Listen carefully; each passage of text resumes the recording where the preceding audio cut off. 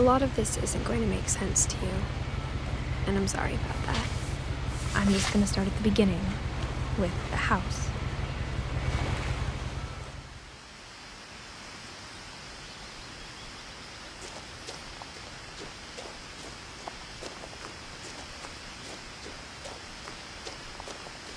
I lived here until I was 11, but I wasn't allowed inside half the rooms.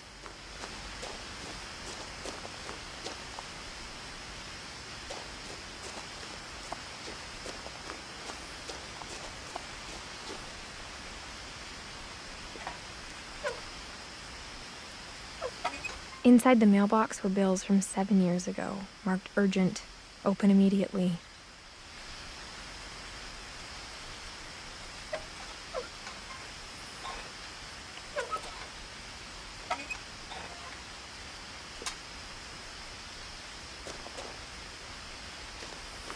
I hadn't been back since my brother Lewis's funeral.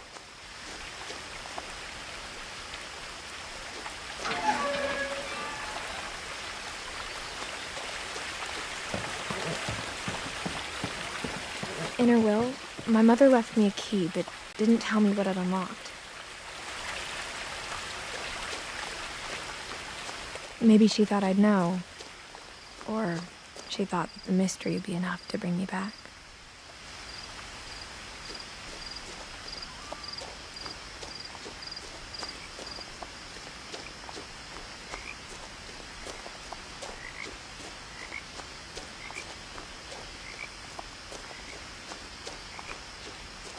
No one had driven this way in a long time, but I saw a few hoof prints.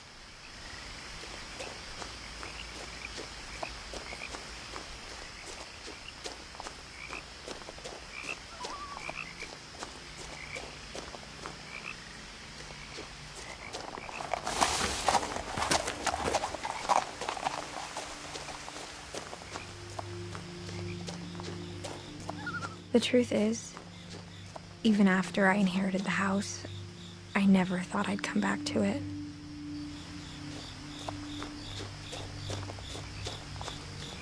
But now I had questions about my family that only the house knew the answers to.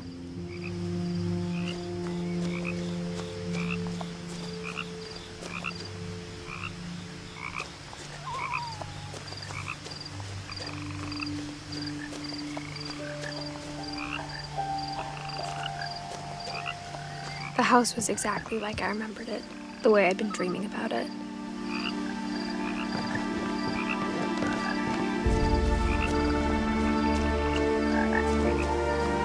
As a child, the house made me uncomfortable in a way I couldn't put into words. Now, as a 17-year-old, I knew exactly what those words were. I was afraid of the house.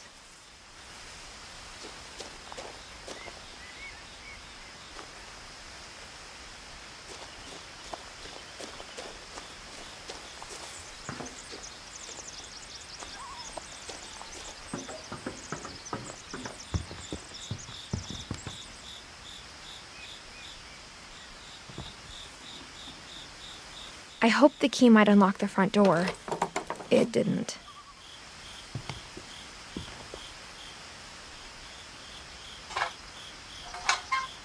Looking in, I felt like the house itself had been waiting for me.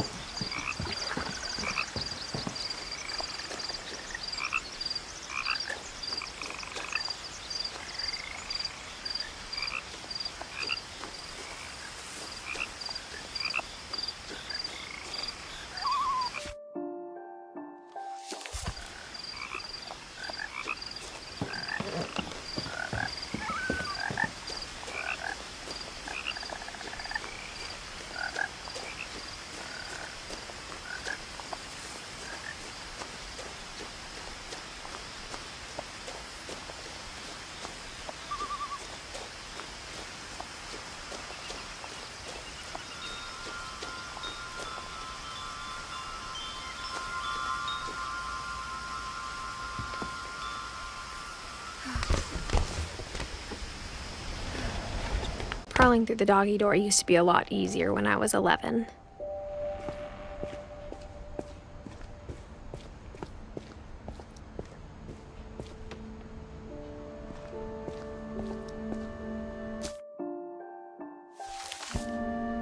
The power had been turned off the night we left.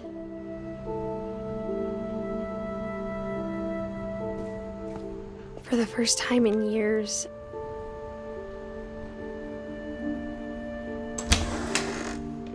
I felt like I was home.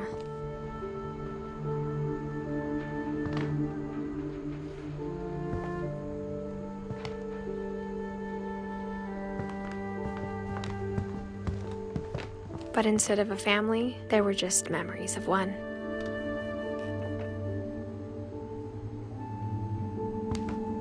Like how only one restaurant would deliver to our house, so we had Chinese a lot.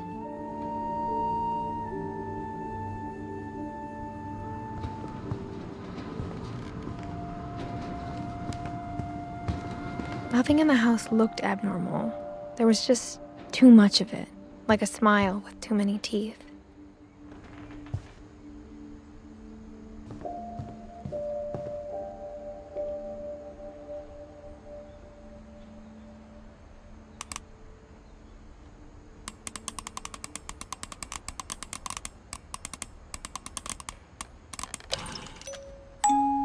Great-Grandpa Sven built a music box for Barbara, along with the rest of the house.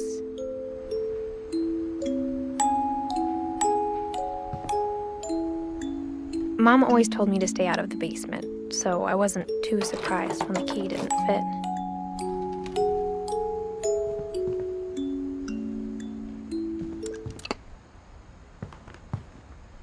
Even the fireplace had a story. Edie told me the bricks came from the original house, after it sank.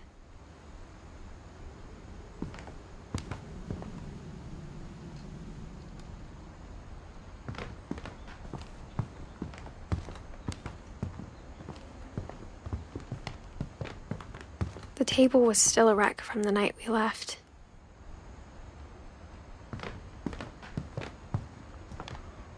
It was like a bomb had gone off, killing everyone but sparing the furniture.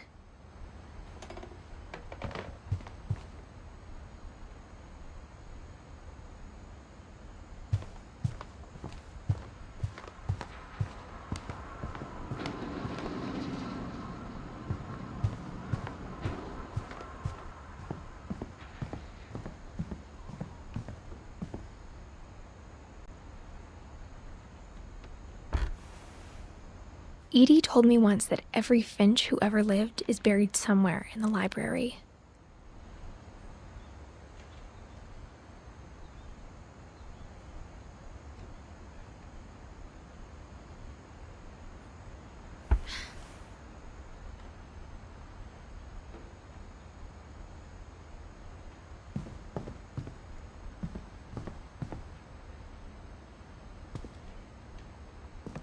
After Milton disappeared, Mom sealed up all the bedrooms. Then Edie retaliated and drilled peepholes.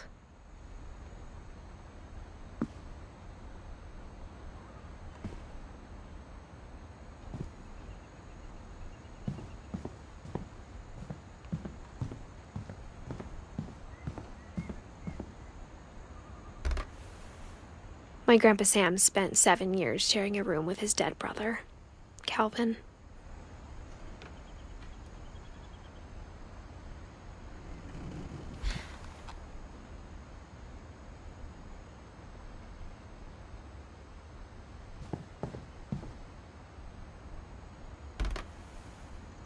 The last time I was in Edith Sr.'s room, I was 10 and she was painting my portrait.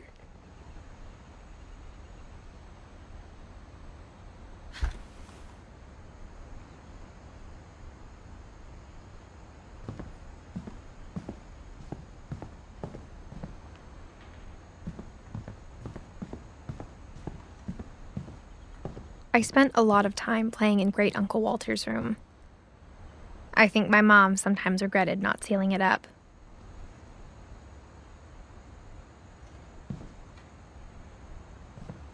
Lewis told me there were secret passages, but I never believed him.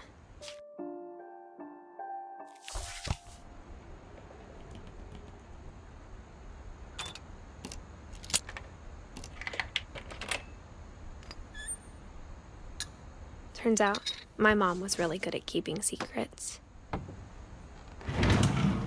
Now it was time to find out what my mom had been afraid of.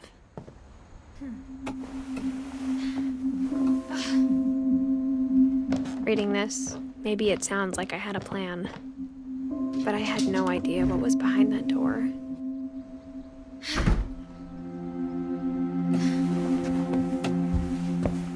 Just like I had no idea where all this was gonna lead.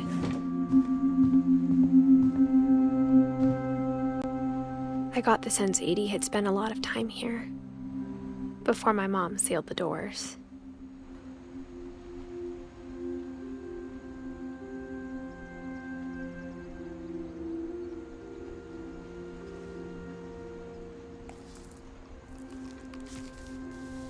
December 13th, 1947. Dear Diary, I'll be gone soon, but I wanted to tell somebody about what's gonna happen. It started when Mom sent me to bed without dinner. I woke up and I was starving, so I looked around for something to eat.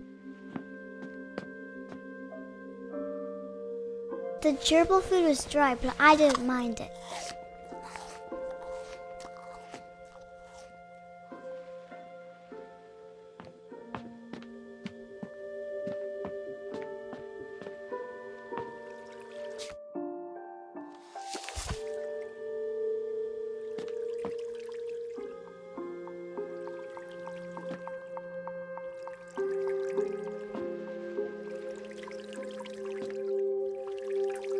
I thought about eating Christopher, but I held back.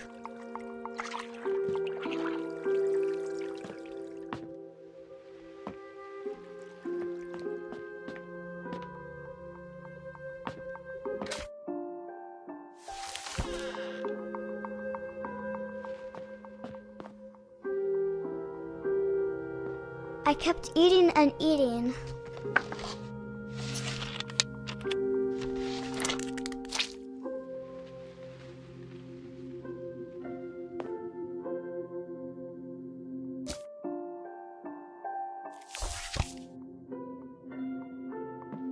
I ate a lot of things that night.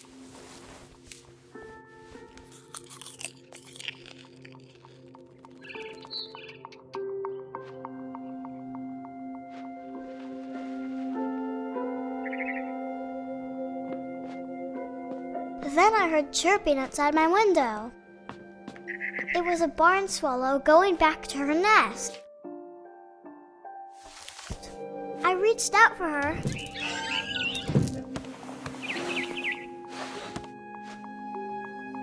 And suddenly, I was a cat.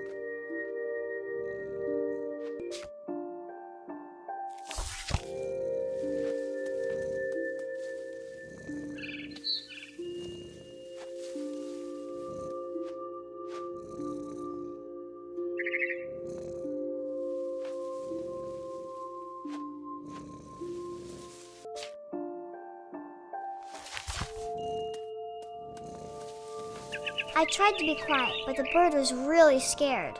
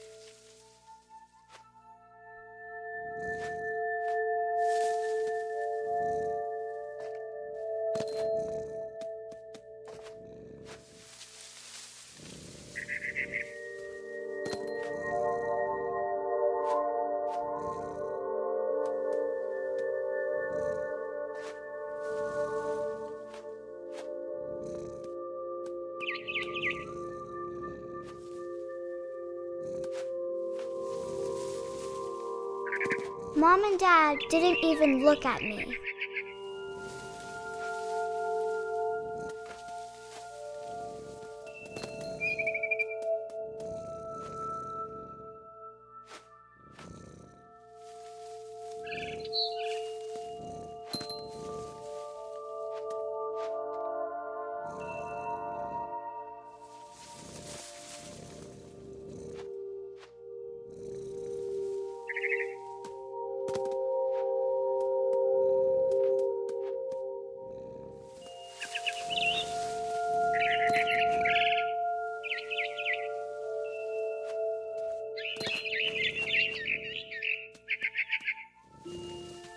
I jumped and I almost got her.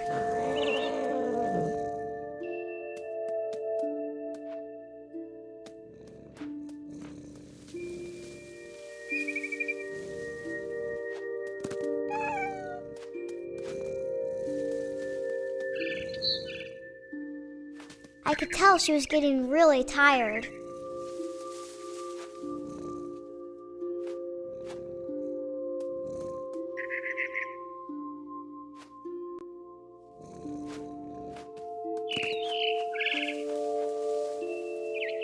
Now I was up in the big tree.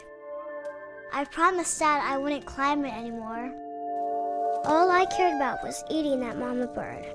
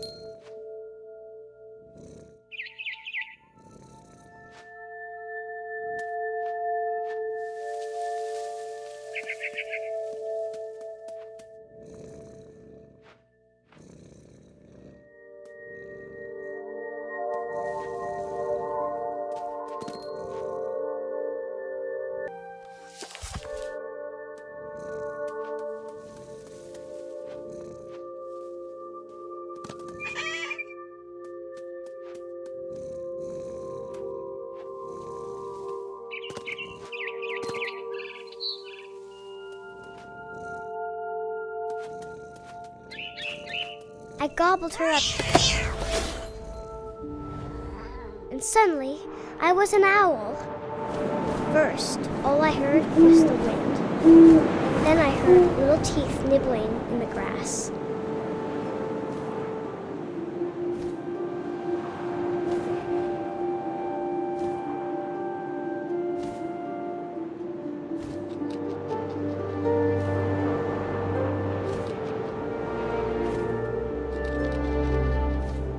Rabbits.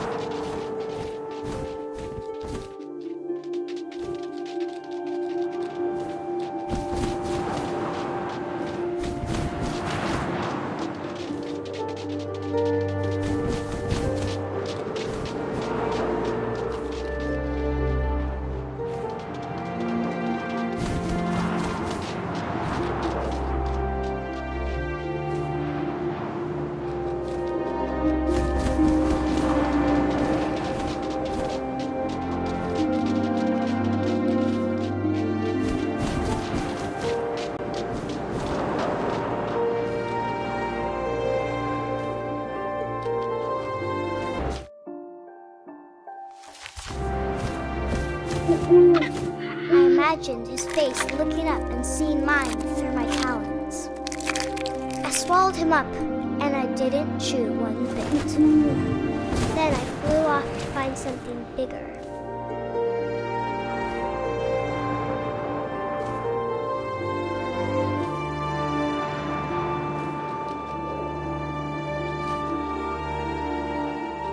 A mama rabbit.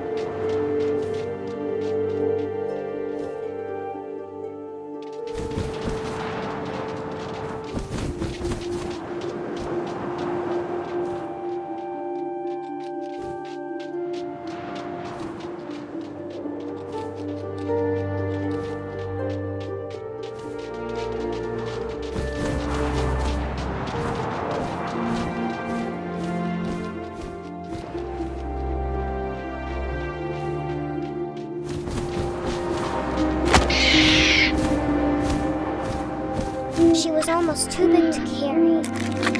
I started choking, but I couldn't stop eating. And suddenly, I was a shark.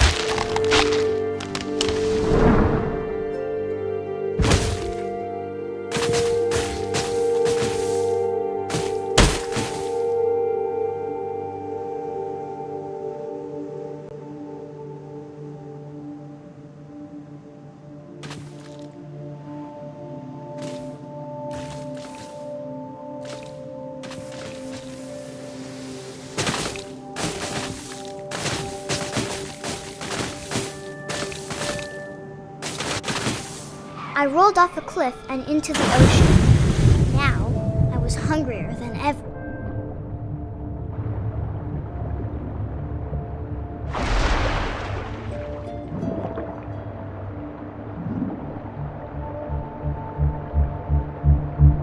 I wanted fat, juicy seeds.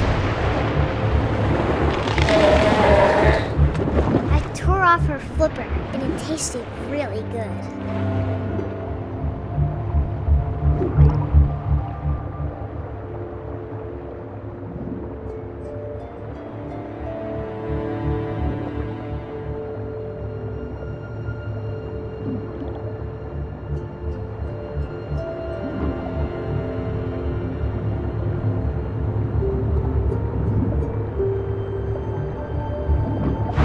Grabbed on tight. And when I was so hungry, I jumped out of the water. When I opened my eyes, everything had changed.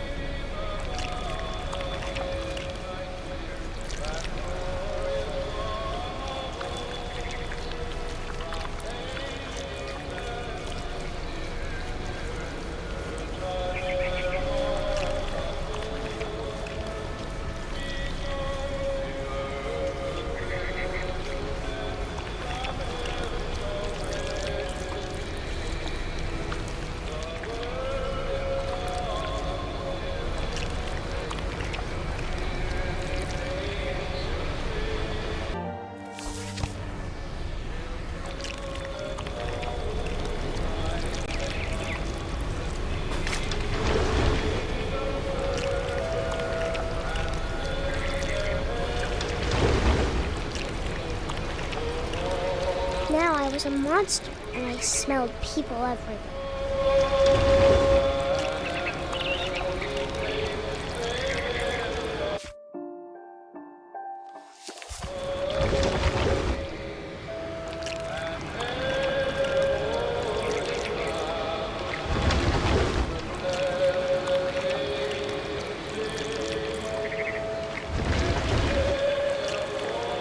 I was big, but I moved real quiet.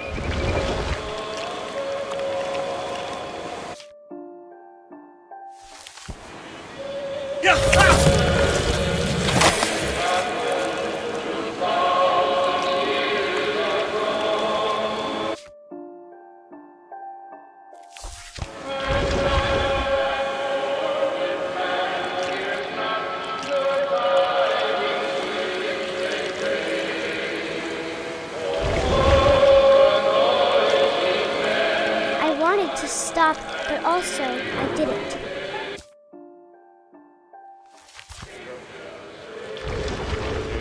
Drunken sailor, what shall we do with a drunken sailor? His belly with a rusty razor, shave his belly with a rusty razor, shave his belly with the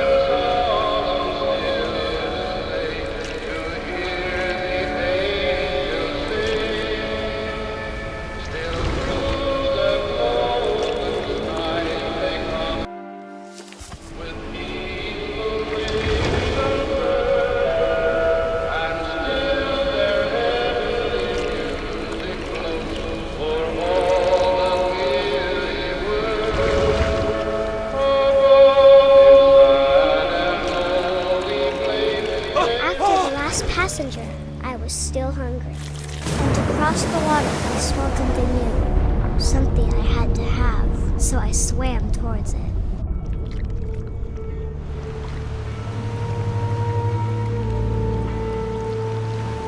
I slithered onto the sand, and the good smell went into an old pipe.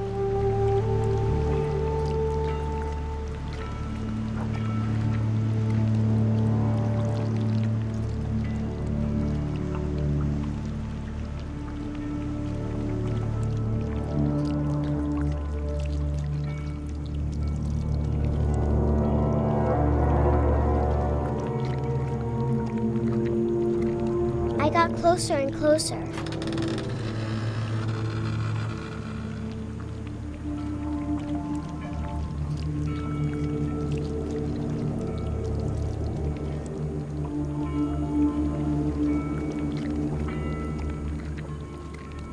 All of my stomach started growling. And suddenly, I was me again. I held my breath for a long time, but I couldn't hear anything. I think it's waiting for me to fall asleep.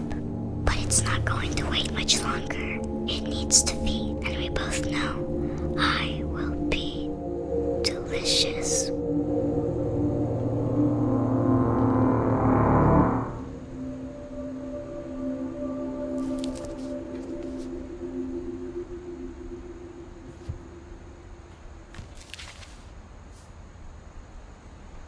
I'm not sure if I believed all of that, but I'm sure Edie would have.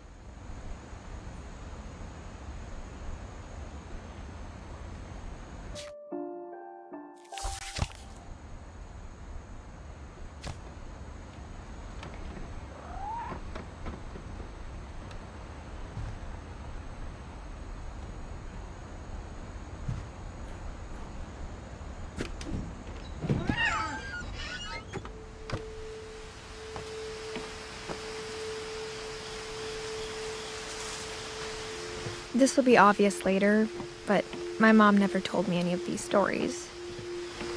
Edie would have, but Mom didn't like bringing up the past. Though, when we adopted a stray kitten, she was the one who named it Molly.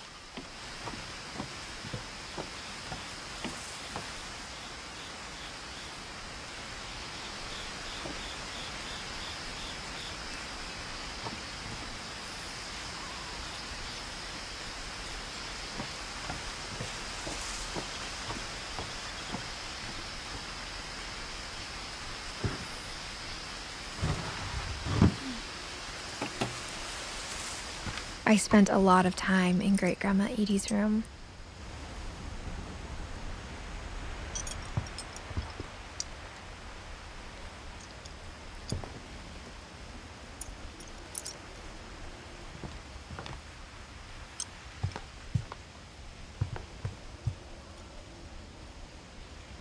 When Edie told people Sven was killed by a dragon, she could also have said he was building a dragon-shaped slide that collapsed.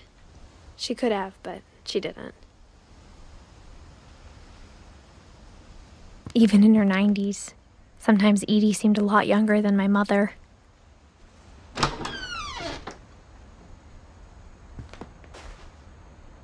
The only trace Grandpa Sam's first wife, Kay, left on the house was the pink bathroom.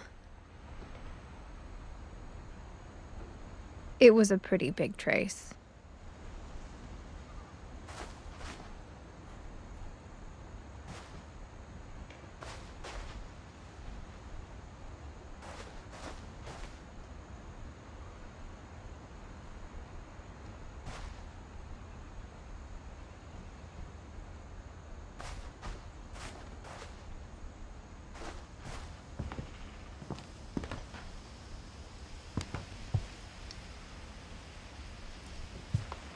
Her room was like a museum.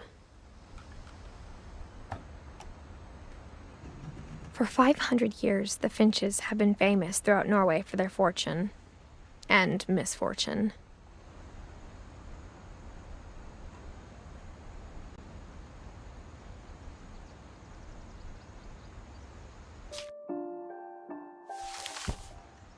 Odin Finch buries the latest victims of the family curse. his wife Ingeborg, and their newborn son, Johann.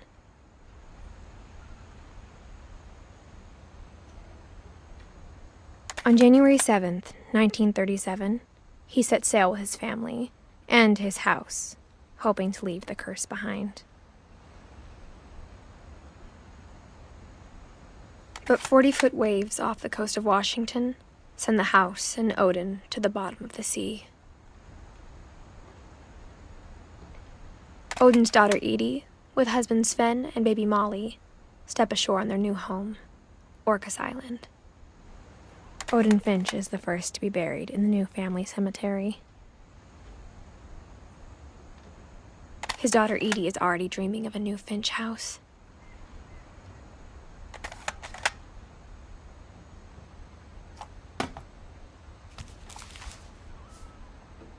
Whatever's wrong with this family, it goes back a long ways.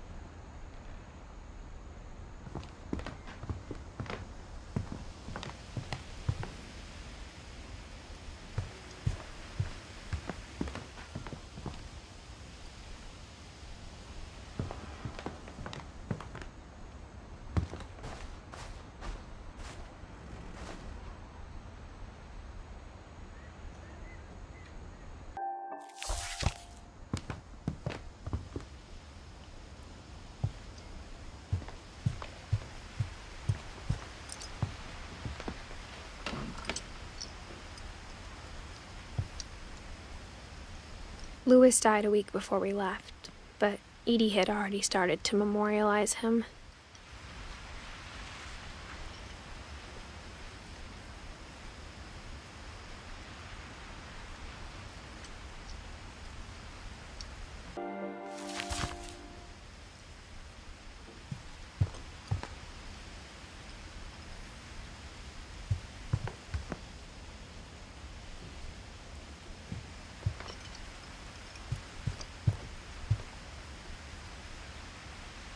Edie gave a big interview about a mole man living under the Finch house.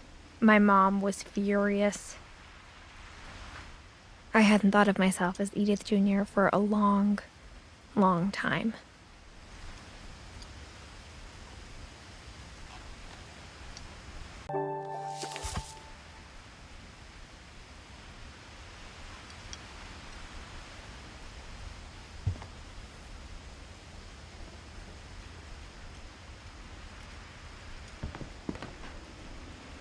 One summer, they evacuated the island, but Edie refused to go. For a few weeks, she was a celebrity.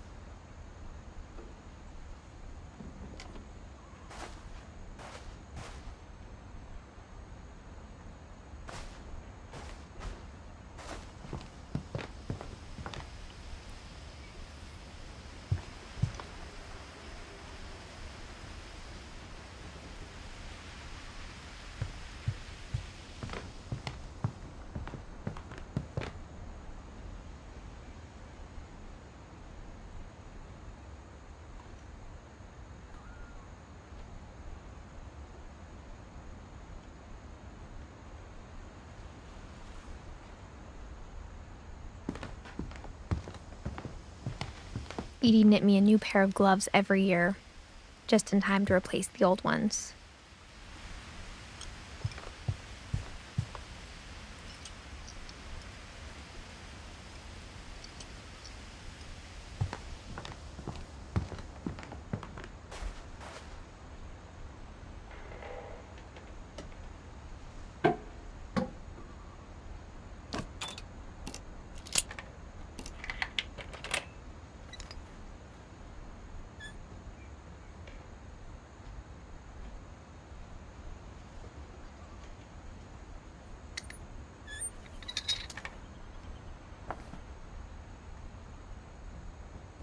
There's a secret in this bathroom.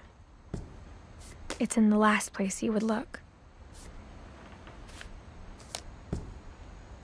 It isn't in the cupboard. It's hidden in this book.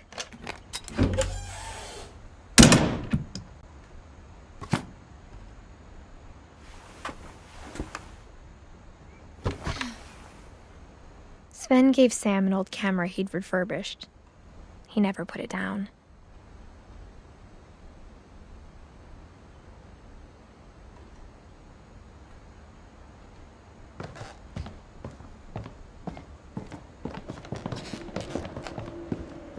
From the paintings on the wall, it was clear my brother Milton had been here before me.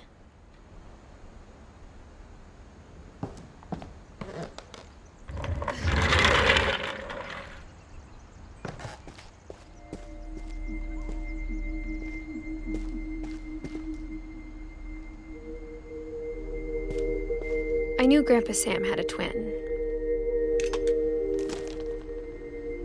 and that he never talked about him.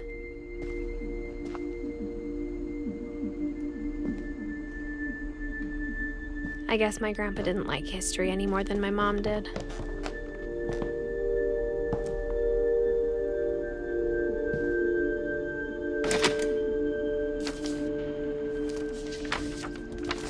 How I Want to Remember My Brother by Sam Finch. The thing I remember is that when he made up his mind, that was it.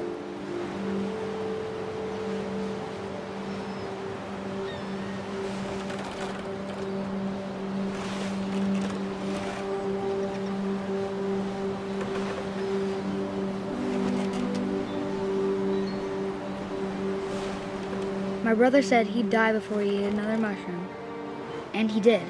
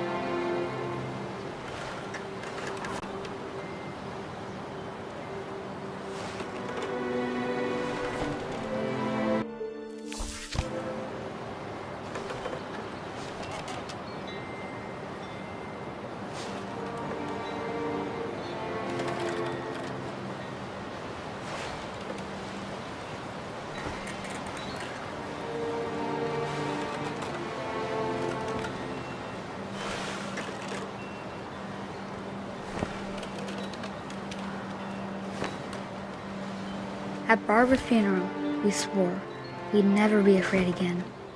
And he wasn't.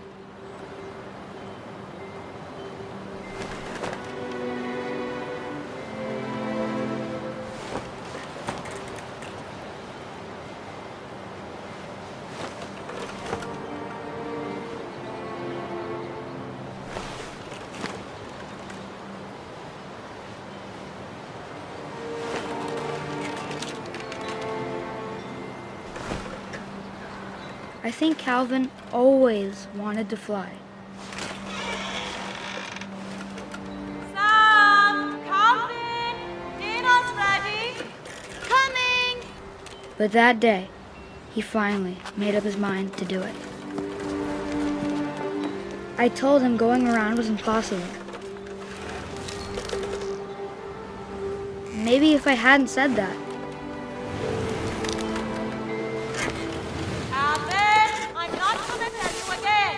maybe if the wind hadn't picked up,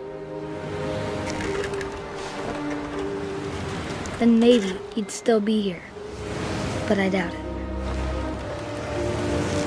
I think he'd already made up his mind.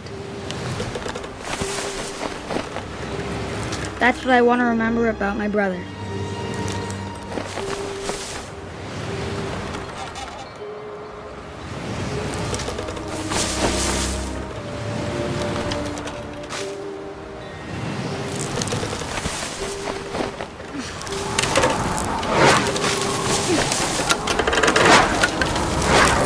The day he made up his mind to fly. And he did.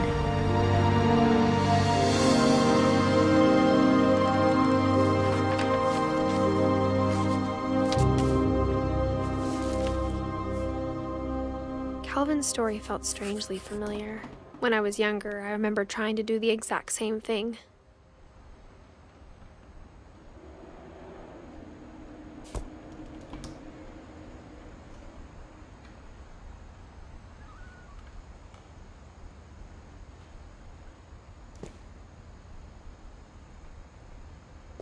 After the funeral, Edie roped off Calvin's half of the room.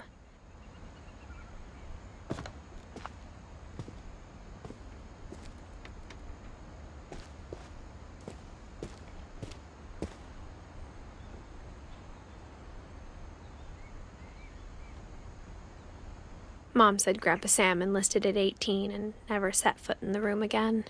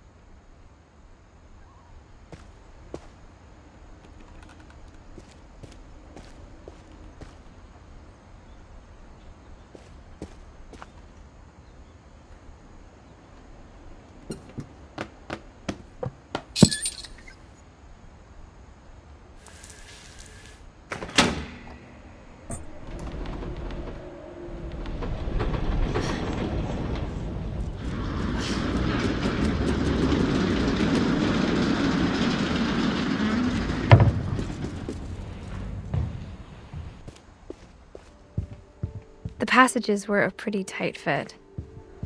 They'd obviously been built for smaller hands and bellies.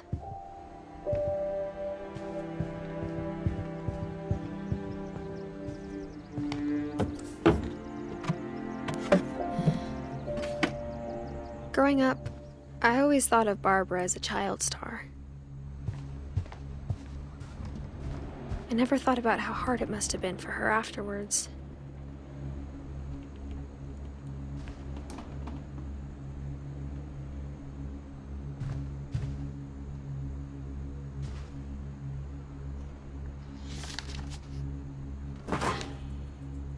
Of all the stories people wrote about Barbara's death, I'm surprised Edie saved this one.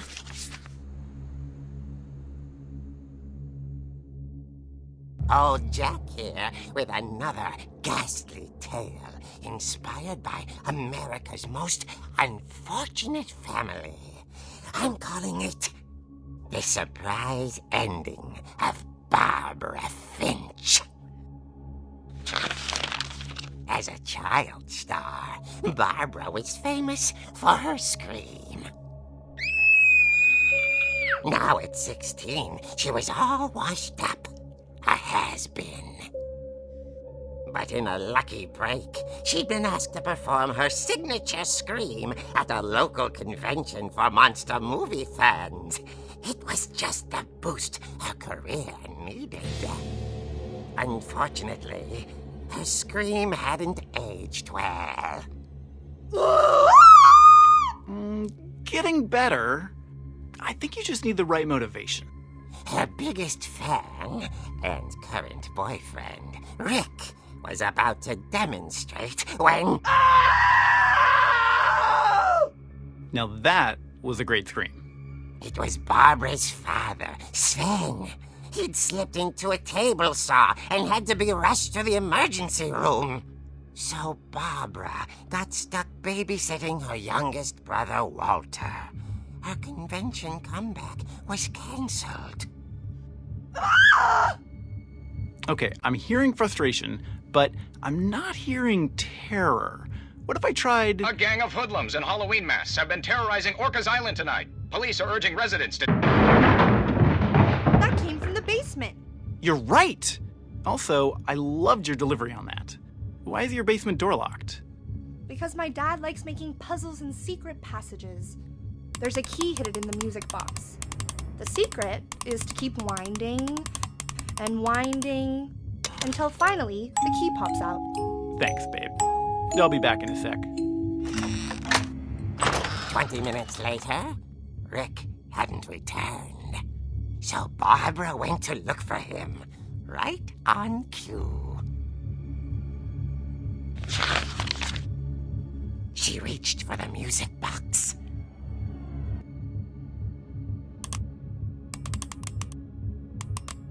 And as she wound the key, she listened for Rick, but the house was silent.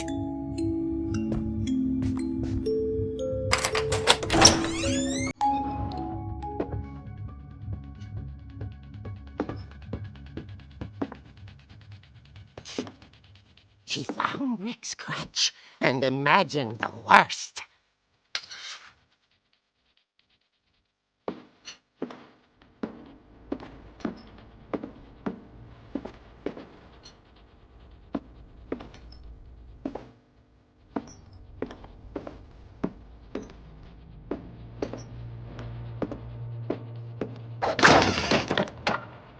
The gang's leader is the infamous Hookman killer, Dr. Carl Hamill, who impaled and then ate his family 10 years ago tonight.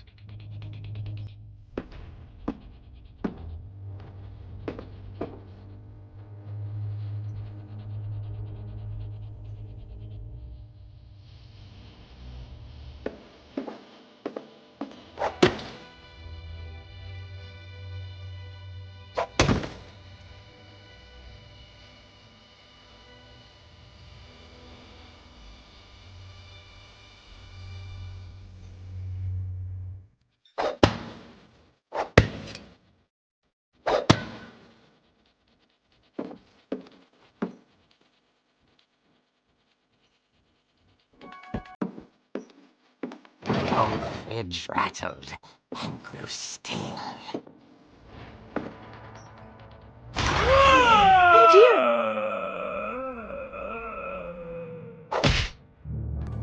Oh! Rick?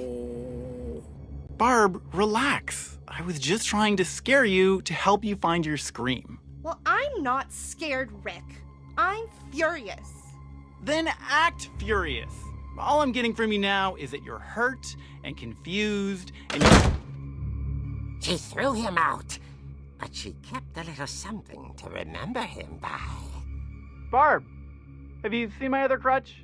And she was still holding it when she fell asleep watching the late picture show. Hours later... Barbara! Walter, what's going on up there? Ah! Okay, I'm coming up, but if this is a trick, you're dead, Walter.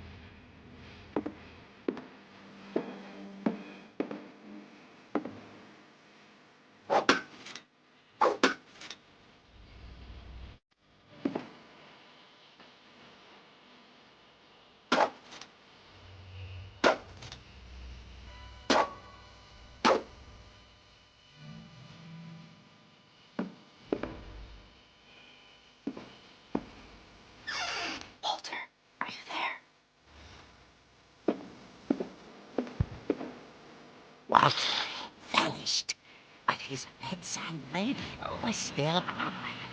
Orcas Island police describe the man as 6 feet tall, with a steel hook for a hand. Residents are urged to lock all doors and windows and notify the police of any suspicious activity. Barbara turned, saw the hook man, and was speechless. He was quite smashing.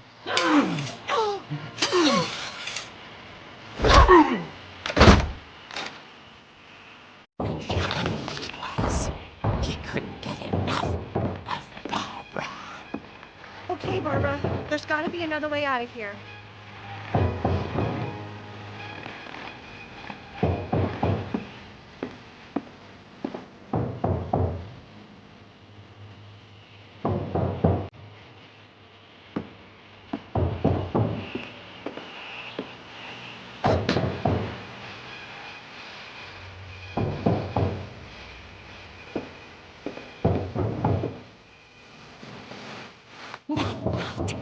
She played her part beautifully.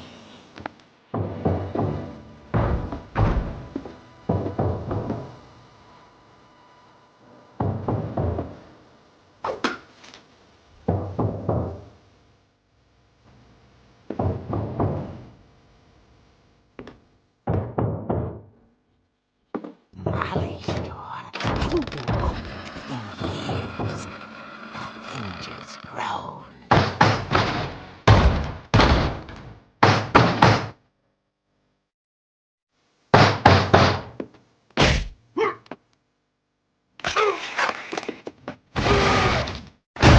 He wasn't moving, but she sensed the story might not be over yet.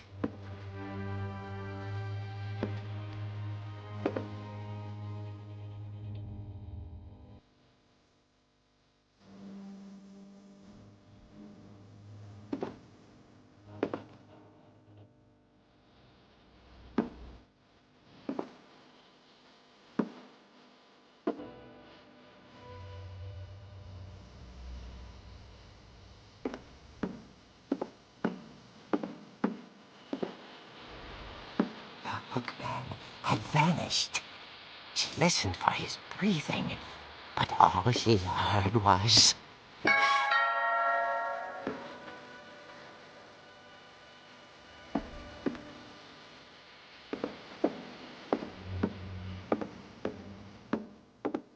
Someone at the door was dying to speak to young Barbara. At the door, she heard whispering. It was coming from inside the house.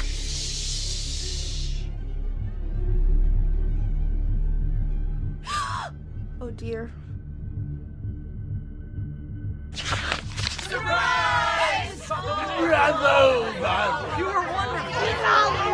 monsters had come to surprise her. For Barbara, it was a dream come true. Then she saw what kind of monsters they were, and she realized what was about to happen. She was going to be famous. And with her final breath, Barbara Flinch gave the performance of her life.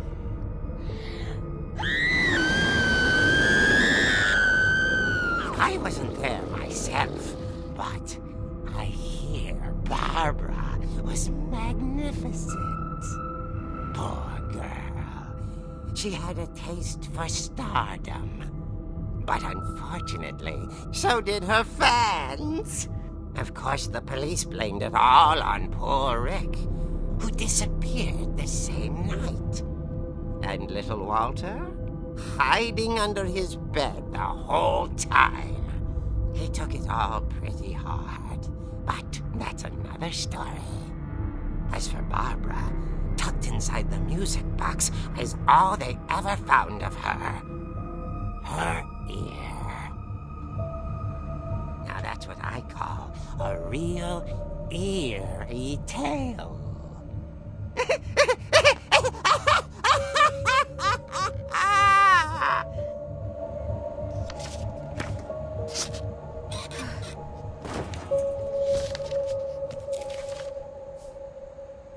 Edie told me all Barbara wanted was to be remembered, as absurd as that comic was. Maybe what Edie saw was a happy ending.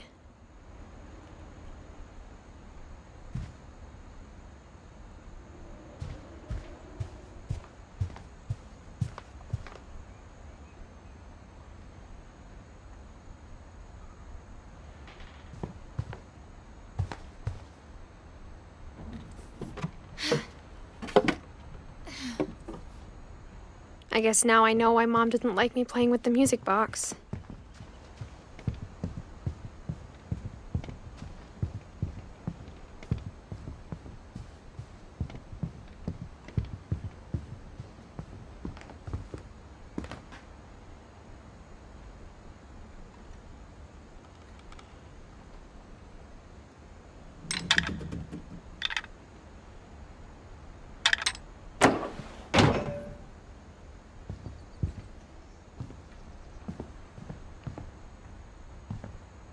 Whenever people ask me about my family, the first thing they always want to know about is Barbara.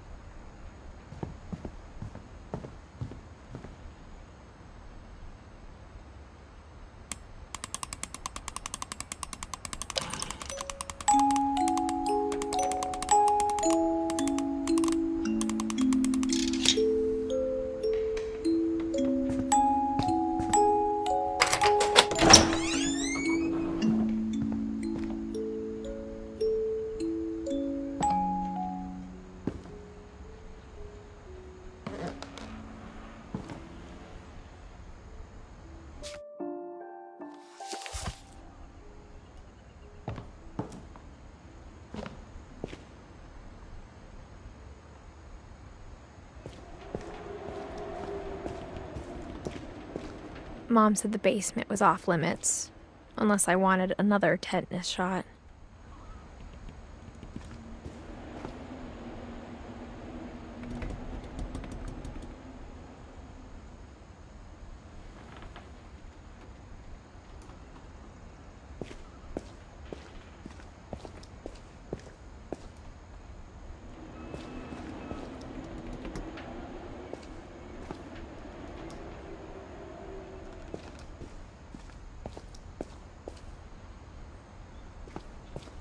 I saw Edie sneak down to the basement once, carrying packages.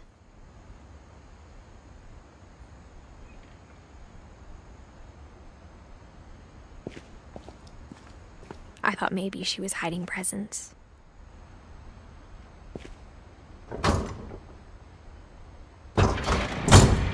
It turned out she was hiding a lot more than that.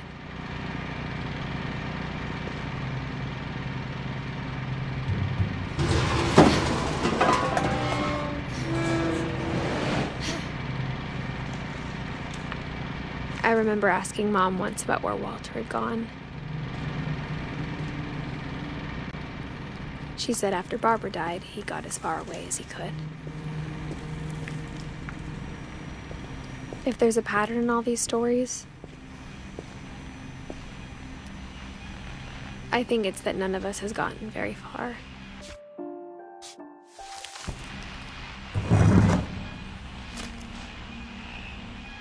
Goodbye, everyone. I can't believe I've been down here for 30 years. On that first day, after the shaking started, I didn't think I'd survive a week.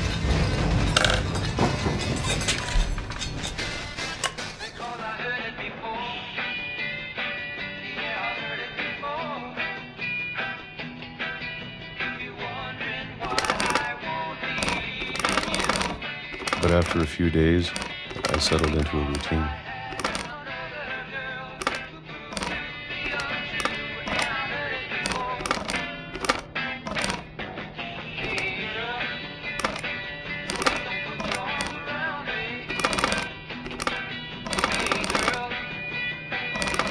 That's what kept me sane.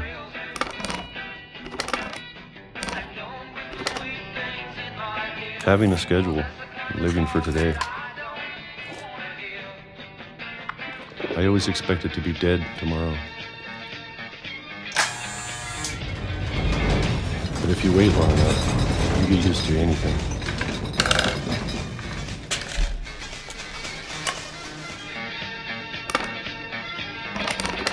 Even a monster on the other side of the door starts to feel normal.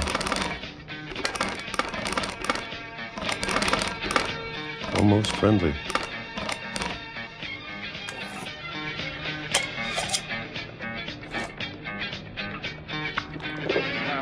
And then one day, everything just stopped. Whatever that thing was, it was gone. Maybe it got tired of waiting. Or maybe I just got tired of being afraid.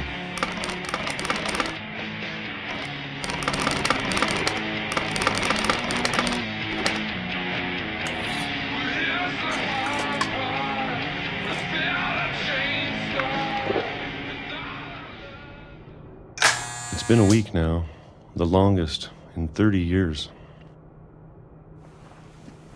I'm done waiting. I have to leave while I still can.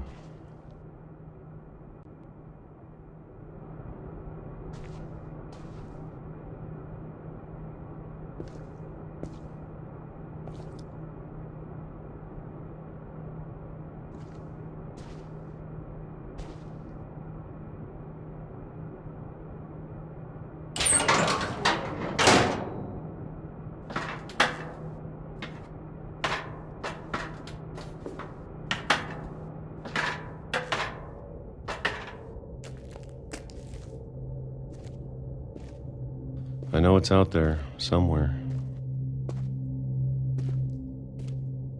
Whatever killed Barbara and Molly and Calvin.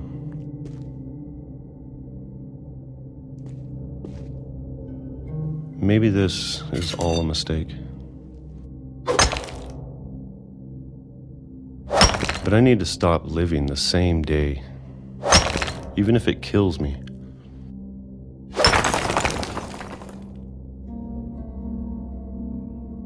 Whatever's out there, I want you to know I'm ready for it. I'm going to appreciate all of it, especially the food. I don't mind if I only have a year left, or a month, or a single week. I'd be happy with one new day. I can already imagine the sun on my face.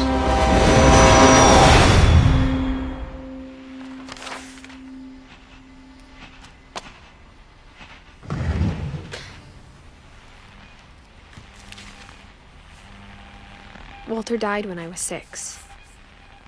I can't believe my mom never told me he was down here. I'm sure my mom was trying to protect me.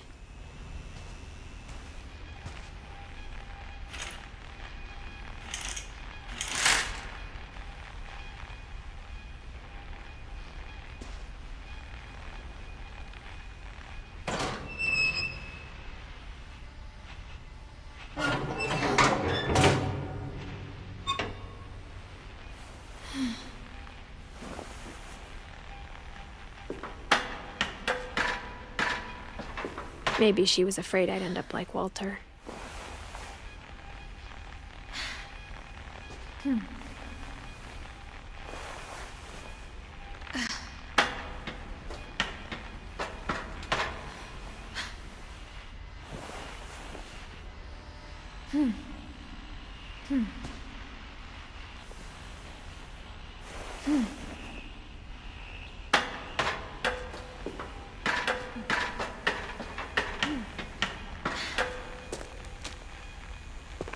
But if she never told me about an uncle under the house, I can only imagine what else she was hiding.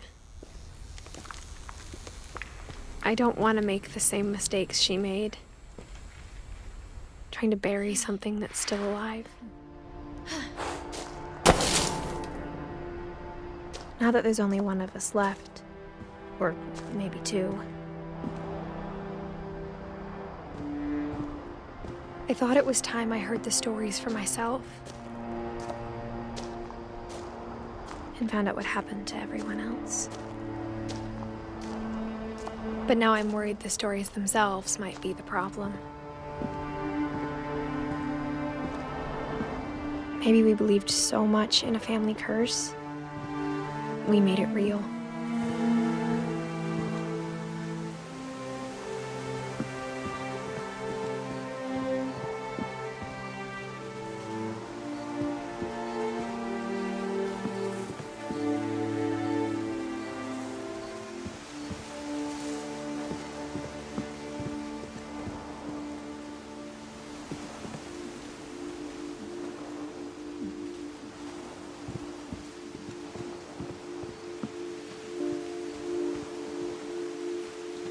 I don't know if I should even be writing this.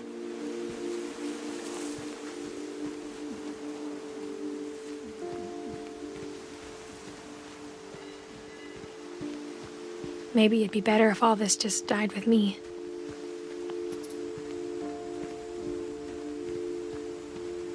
But I thought you should know about your family.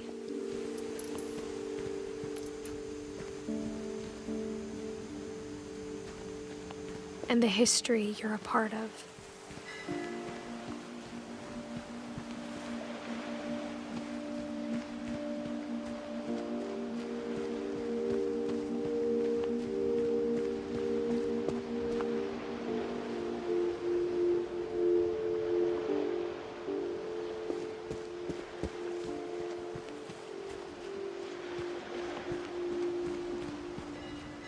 Though to be honest, I feel as lost as you probably do right now. I think the people in these stories believed them, for what that's worth.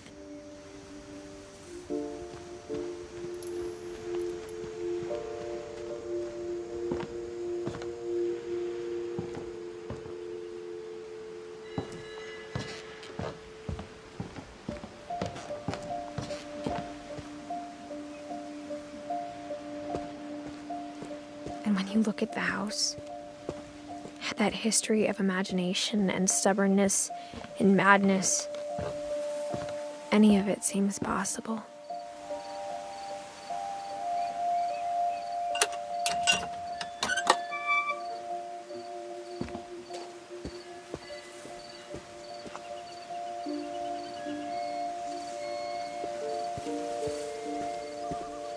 I think we've been surrounded by death for so long, we've just gotten used to it. What kind of family finishes building a cemetery before starting the house?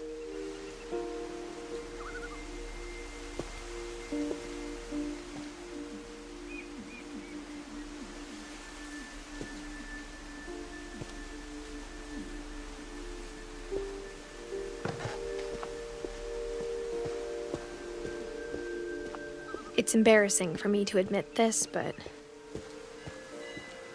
the pet cemetery made me more uncomfortable than the human one. 3 of the gerbils were mine, and 2 had been my fault. Sven built the house, but it was Edie who designed the cemetery.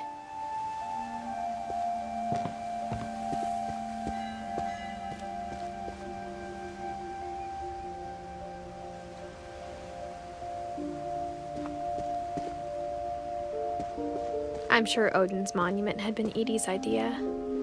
My mom was always trying to move on, but for Edie, the past never went away.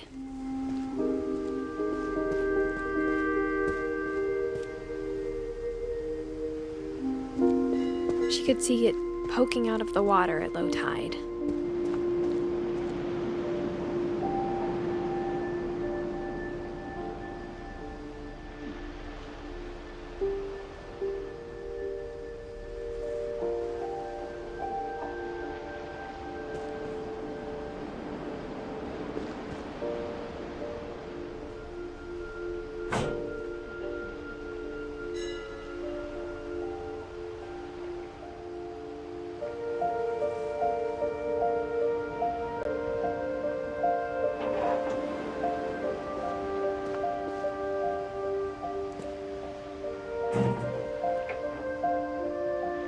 Edie said she dreamed about the old house every night.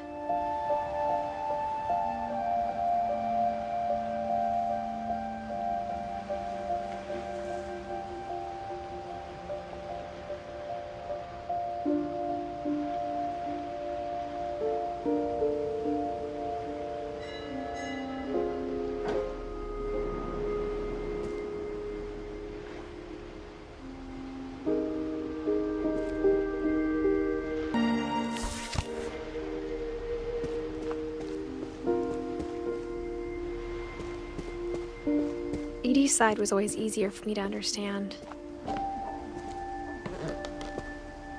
But the older I get, the more I can see where my mom was coming from.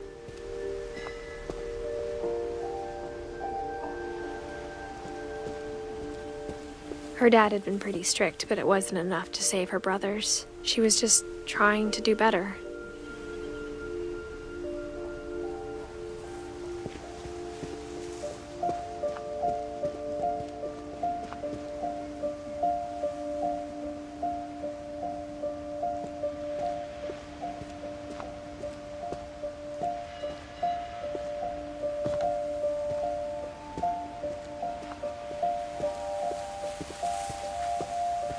There's so many things I wish I could ask my mom now. Part of me thinks this is what she wanted all along. For me to come back someday and find everything out for myself.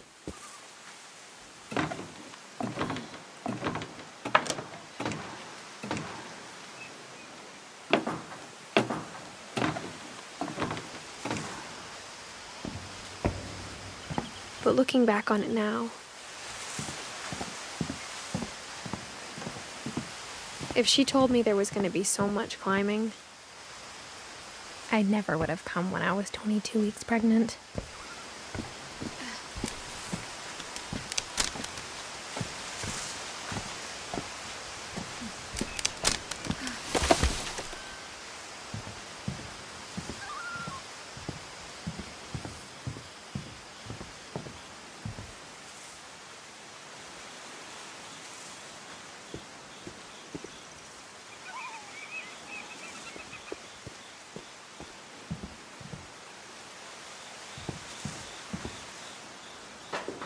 I never met Grandpa Sam, but I think he and my mom had a lot in common.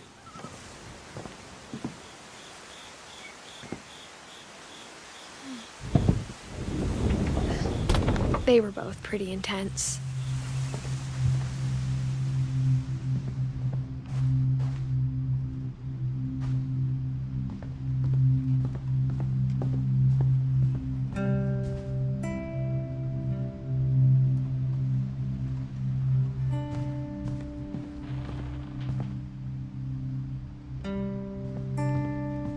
Instead of hiding from death, Sam seemed to go out of his way to meet it.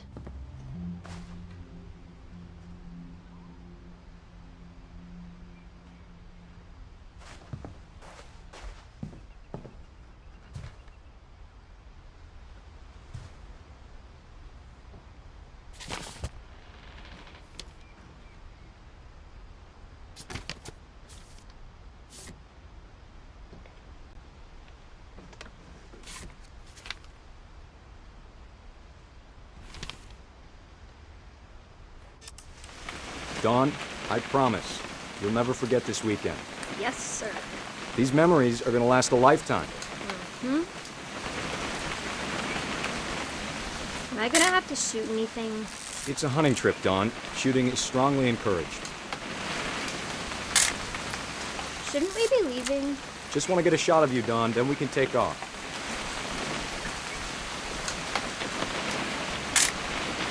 I'm over here, Dad.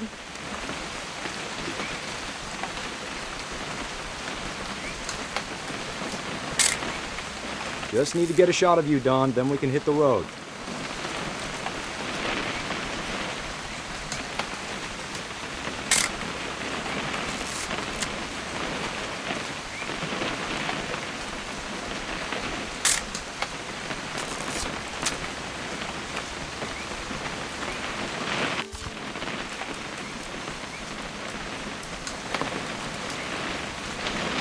What? Perfect. It's gonna rain the whole weekend, isn't it?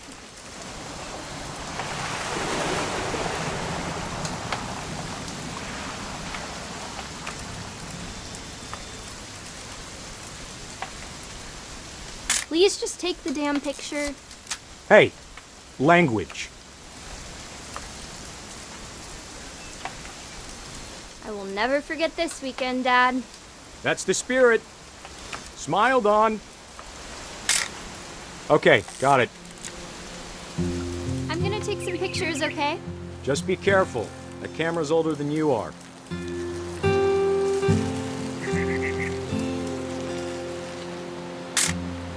Aw. You're right, Dad. It's starting to clear up. Still freezing, though.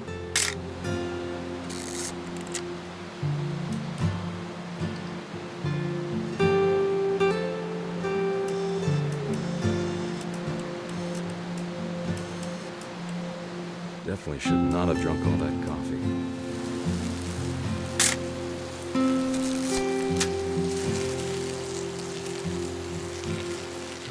Nothing quite like being outside. Hold still while I take a picture of you. I definitely won't be moving. Are you done yet? Does it sound like I'm done? Oop, a little more gas in the tank, I guess. Hey! That's a keeper. I'm just saying, I'm not always gonna be here, Dawn. You'll need to remember this stuff, if you want to survive. I'll be fine, Dad. You know who else thought he was gonna be fine? Some guy who died. Dawn, I'm being serious. I know, Dad. You're always serious. Doesn't being out here make you want to chill out? Well, to tell you the truth, I haven't been out here in 20 years.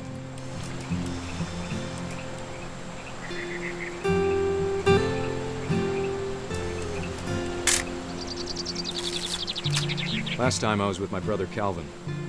Man, that was a great trip. Your grandpa Sven taught us how to fish, how to build a fire. Dawn, don't you think you could find something more interesting to photograph? We found an old logging trail. There were deer everywhere. I bet if I could remember where that trail was, we'd spot a buck for you in no time. Give me a minute to check the map.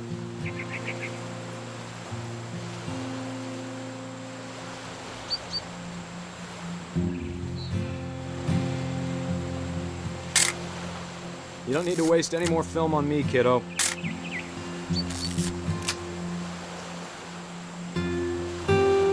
Let's see.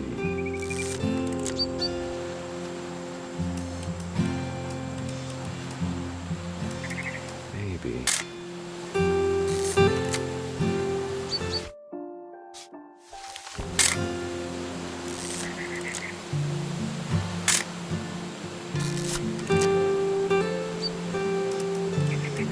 Or was it?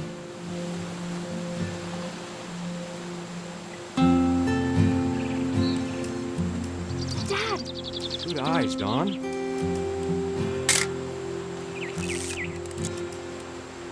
Before you take the shot, let me get a picture of it.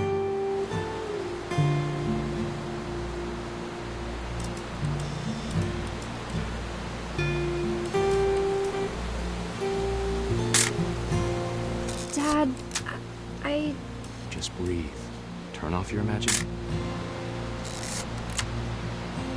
Let me get behind you.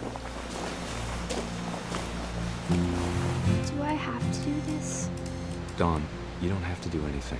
But if you want to survive, you'll need to be strong. Great shot, Dawn!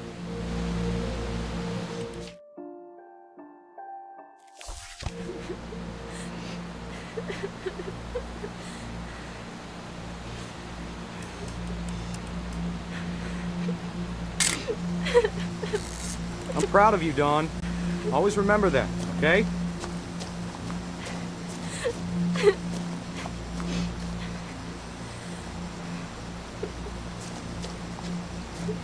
Sorry, Dawn. Just gotta reset the timer.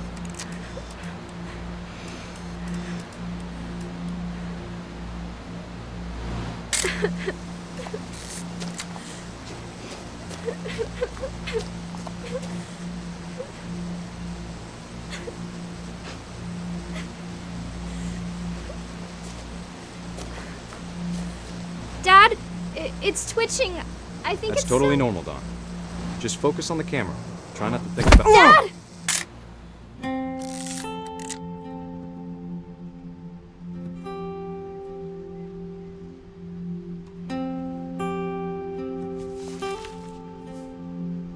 Of all these stories, that's the one I wish most that my mom had told me.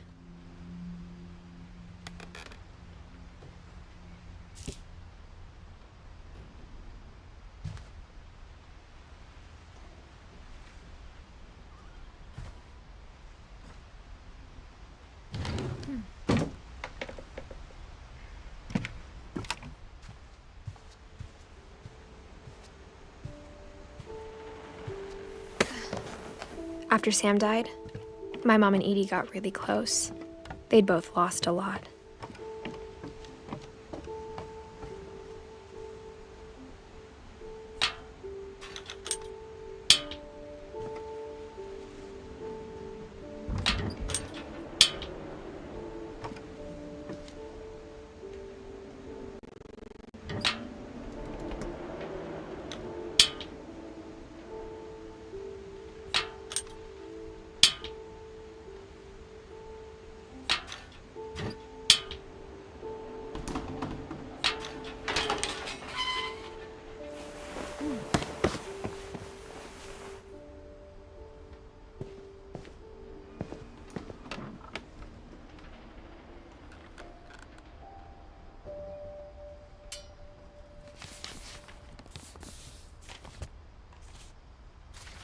Dear Kay, do you remember the way Gregory used to laugh when he thought he was alone? Like something funny was happening, but only he could see it.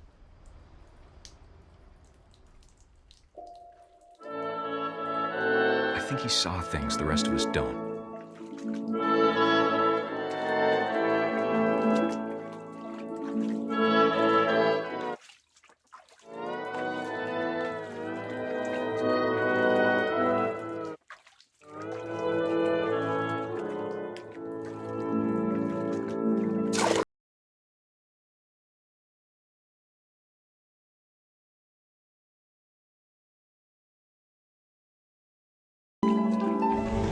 Time's over, Gregory. It's time to...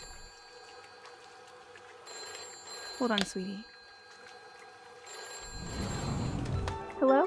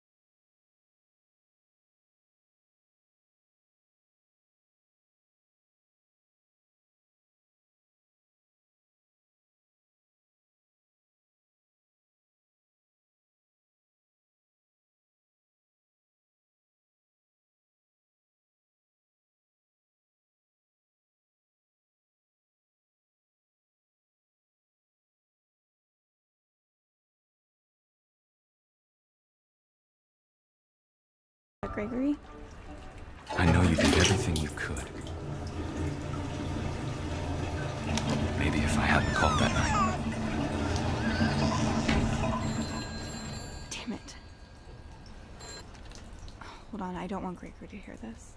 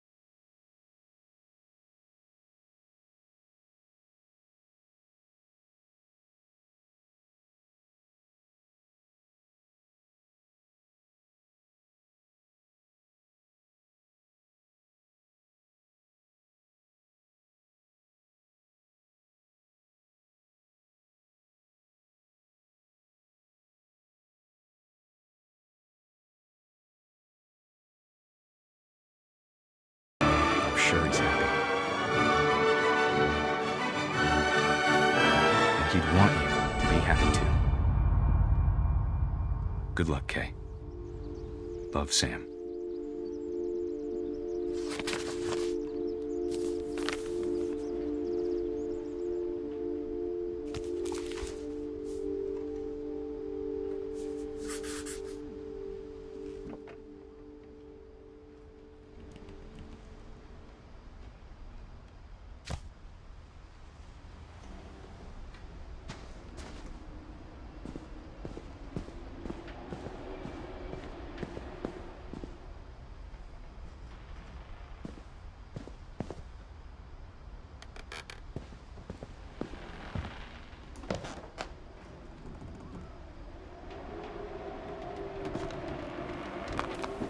My mom moved up to the loft after her brothers died.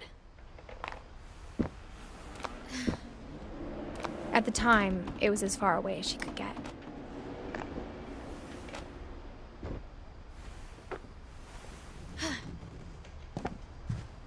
I can't imagine what it was like for her to lose 2 sons after she'd already lost 2 brothers.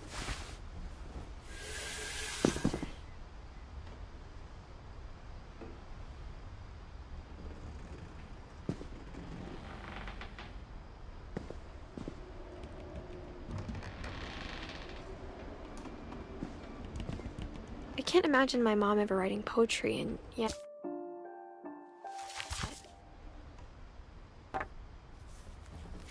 A poem for Gus, who always said the wedding was a bad idea. Our father never hit us kids, at least not very hard, before the day my brother said with teenage disregard that he'd be dead before he'd see a wedding in our yard.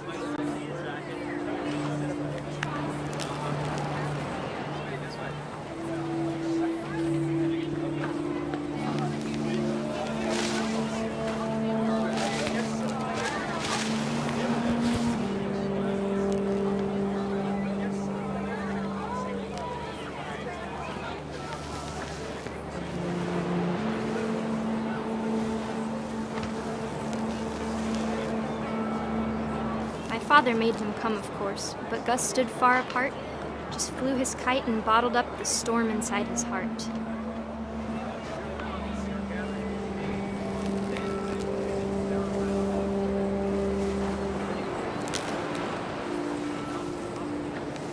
I tried to talk him out of it, but though he'd never met her, "We don't need a stepmom," were the words that I now remember. pronounce you husband and wife. You may kiss the bride.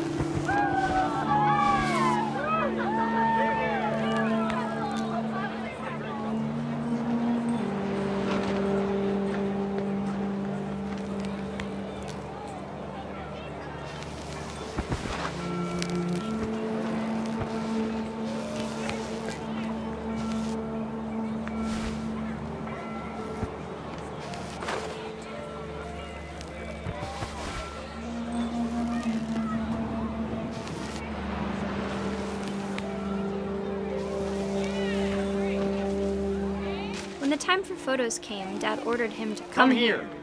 But Gus declined, and as a sign held up his middle finger.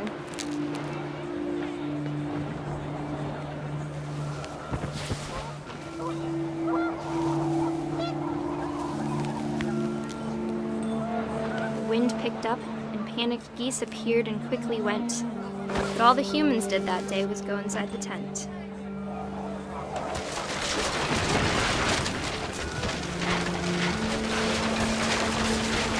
The rain came down in buckets then, but no one seemed afraid that nature might destroy the tent our dad had crudely made.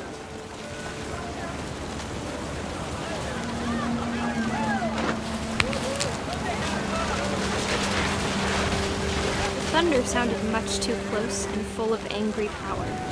But all my father said to this was, "Make the music louder."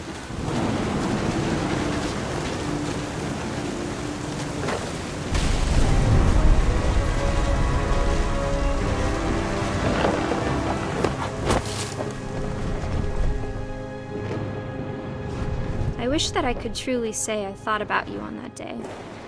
Out there on the beach alone, just you, the wind, the sea, and foam. But I didn't, until we found you.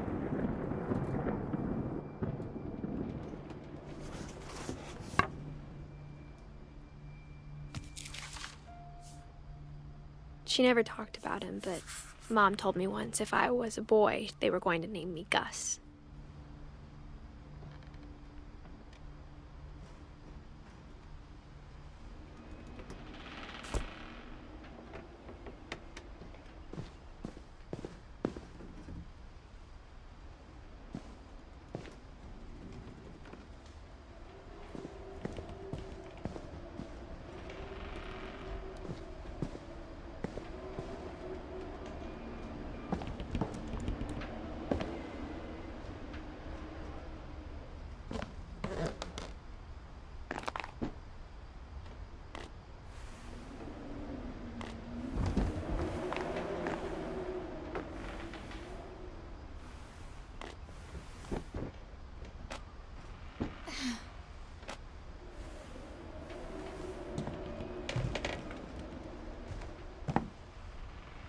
She spent a summer building houses in Calcutta, where she met my dad, Sanjay. My mom moved to India a week after graduation and got a job teaching English. Louis was born a year later.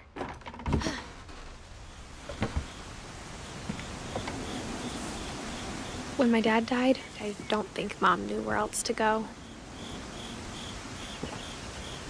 I'm sure Edie was happy to have her back. The house had to get a little bigger, but Edie was used to that.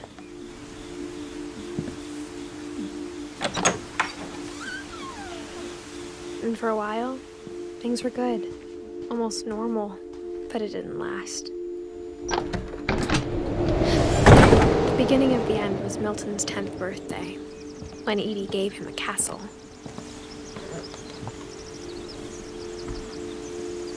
After Milton disappeared, the only thing he left behind was a room full of paintings.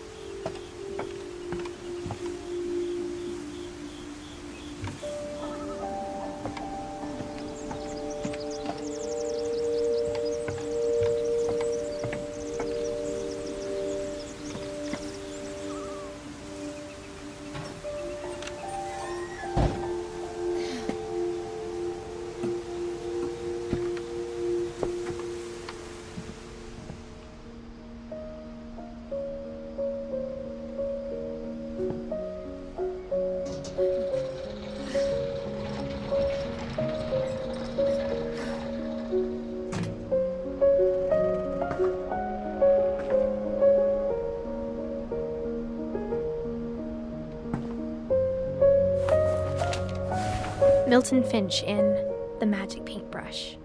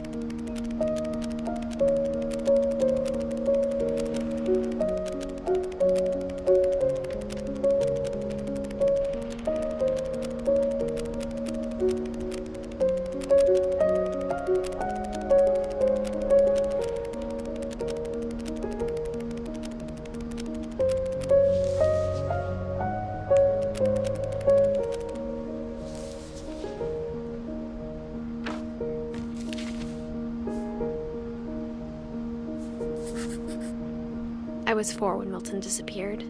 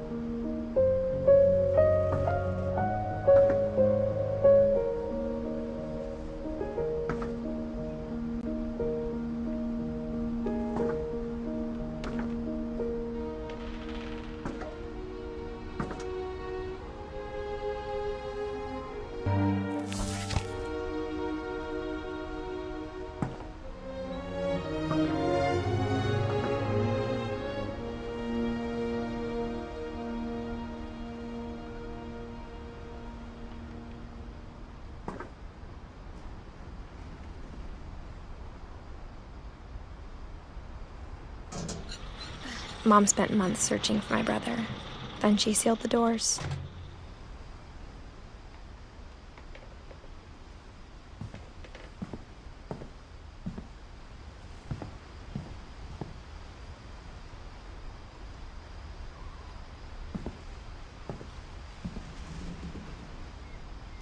Whatever Milton had found in the house, Mom didn't want it getting out.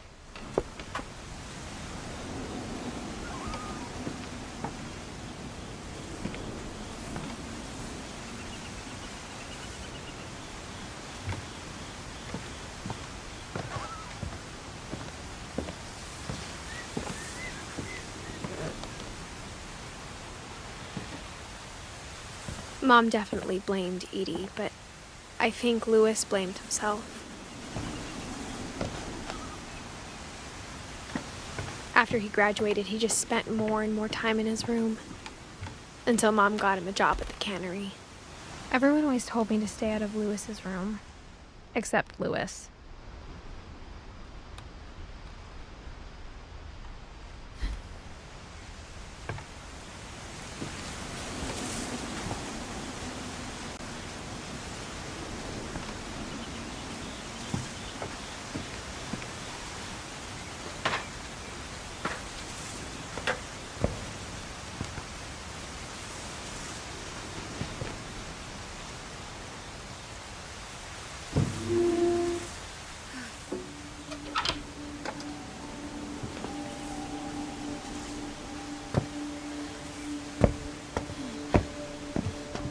Louis's room smelled very, very familiar. That part of him lived on.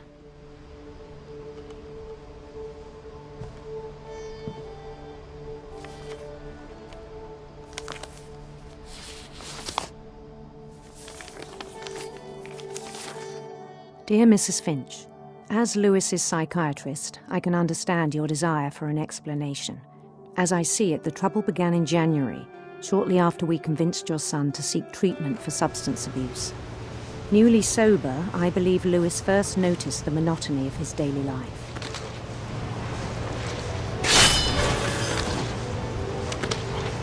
He kept working at the cannery. But he withdrew part of himself. In our sessions, I saw the same behavior.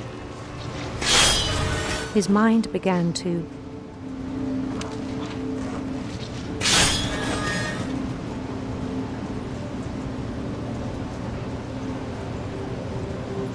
wander. I asked him to describe it. He said he started small, imagining a labyrinth. He'd feel his way about. Then something moved. Bats. And toads.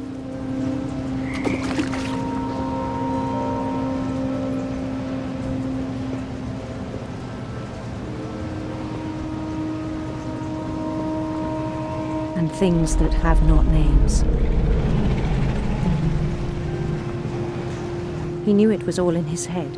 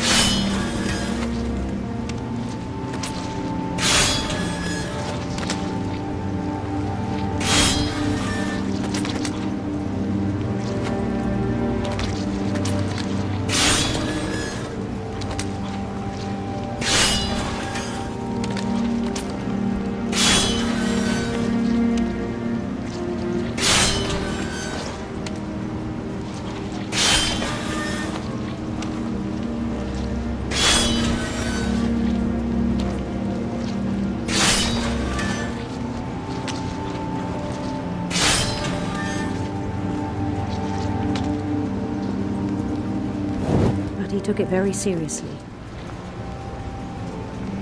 I had hoped he'd find himself.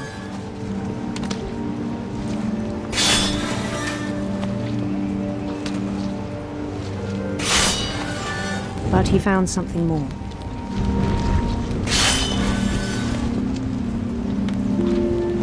I worried about him then.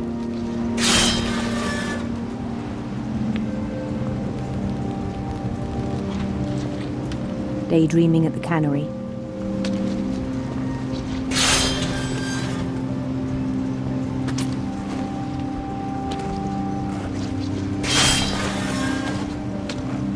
I spoke with his boss.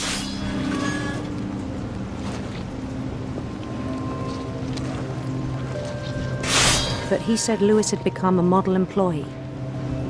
Methodical, tireless, focused.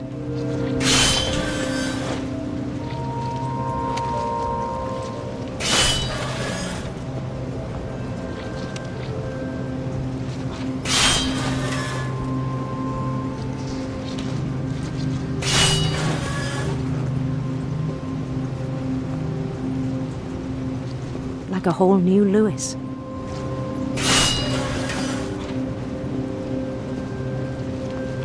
So I let him go on.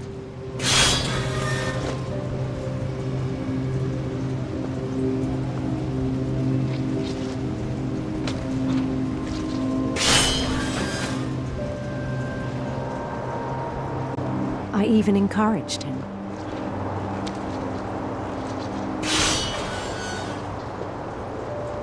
It seemed very promising at first.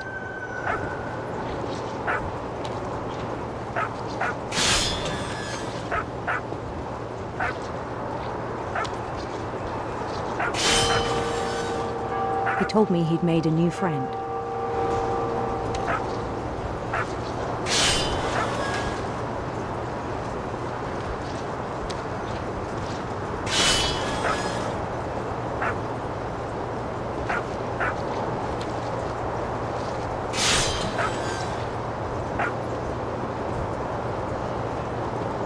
On the edge of a city he named Lewis Topia.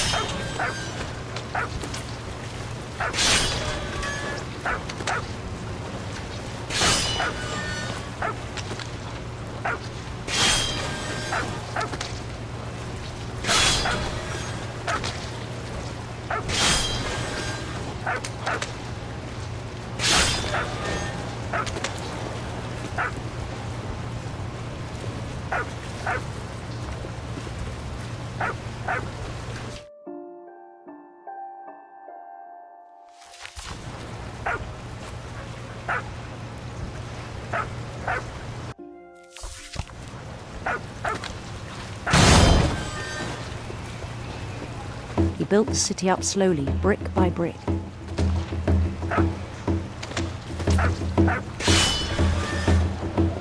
Then he made musicians.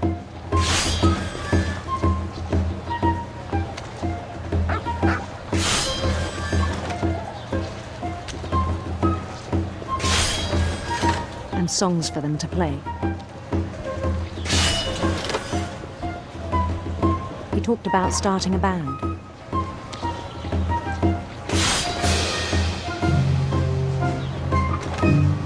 And he was always humming something.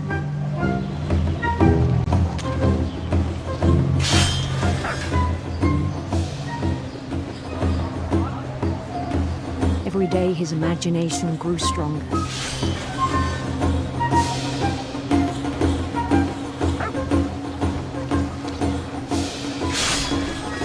He no longer spoke at the cannery, but his chopping was as reliable as ever. Then one day it struck him.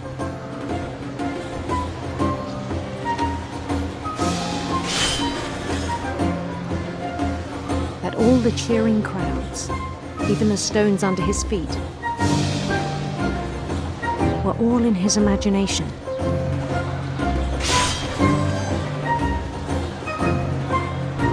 So he could do whatever he wished.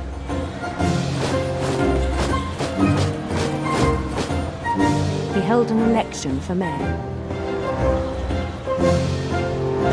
And he won.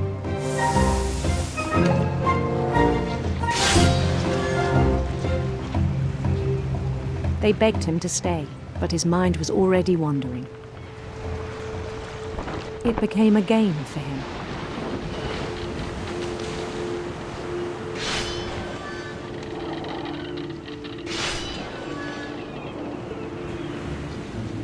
He'd conquer a city, then immediately push on.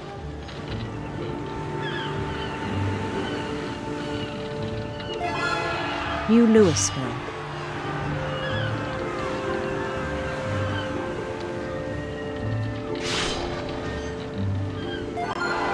St. Louis.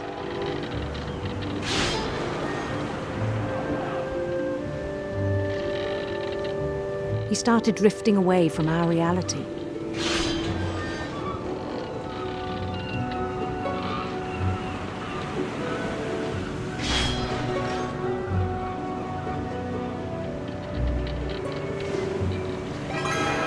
Minneapolis, until one day he forgot to go home from the cannery. Even as his mother pleaded with him, part of Lewis kept sailing on.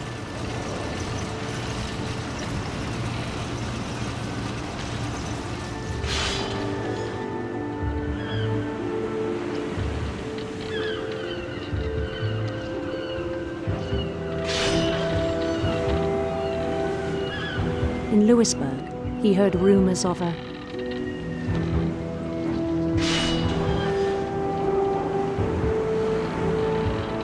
handsome queen.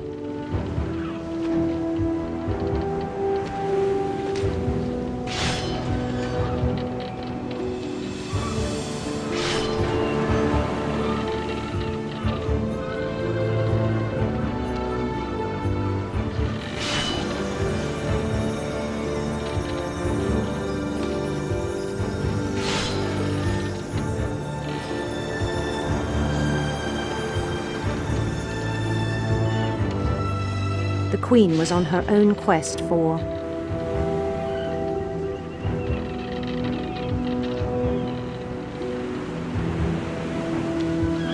sinister serpents.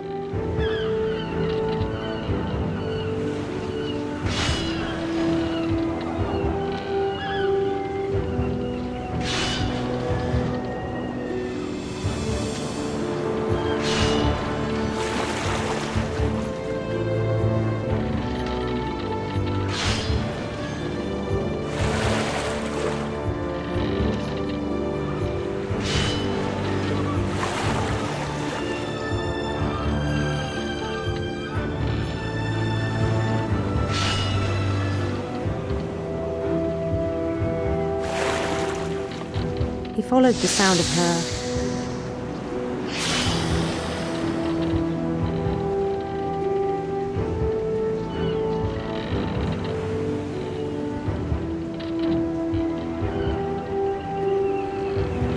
electric sitar.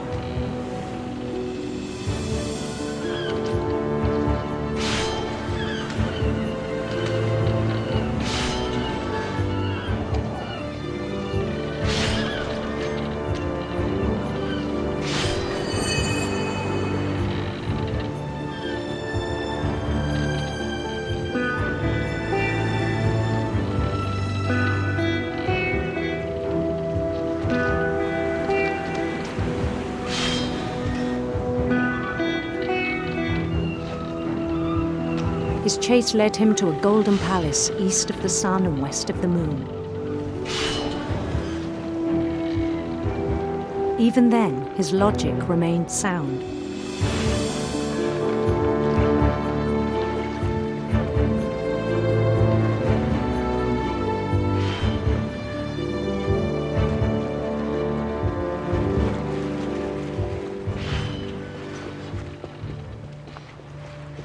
He knew the world was all in his imagination.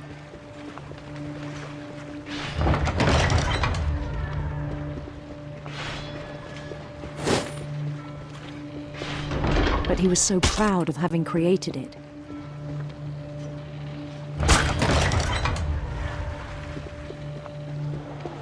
In his own eyes, he'd become something greater than a king.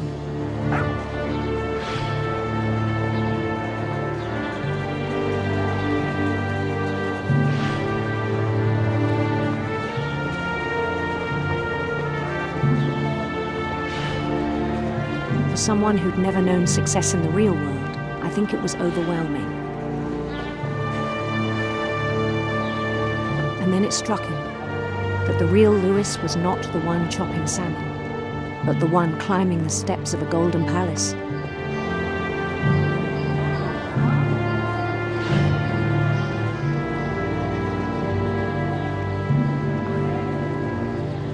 My imagination is as real as my body, he told me.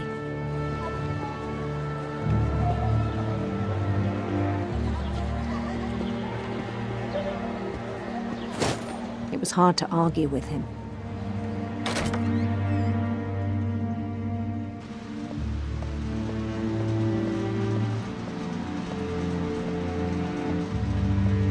I began to forget the world we know.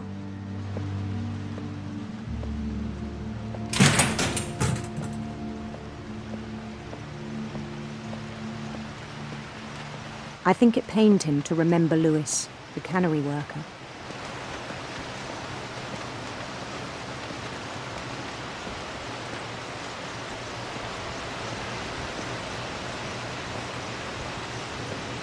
He began to despise the man with a royal contempt.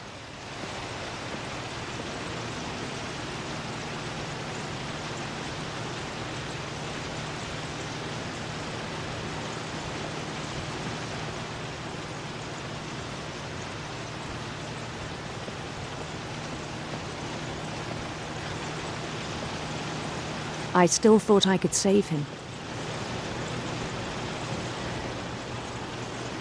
Even after he said he was being crowned king over all the lands of wonder.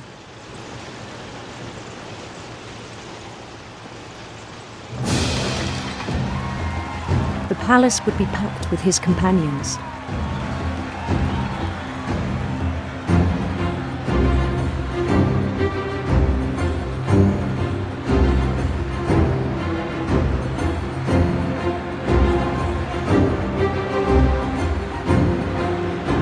Including the wise Calico who'd insisted on inviting him.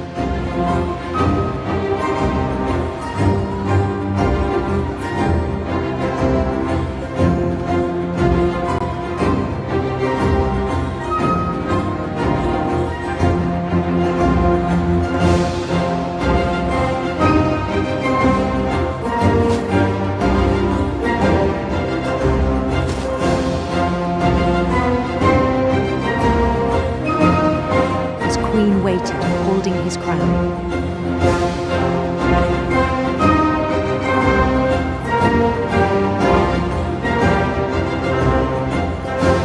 There was only one thing left to do.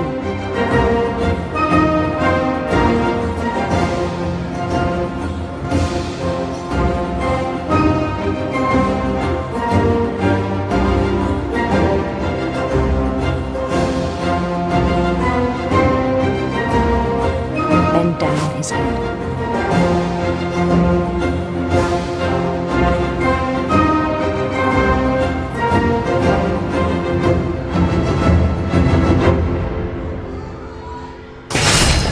And the rest I think you know.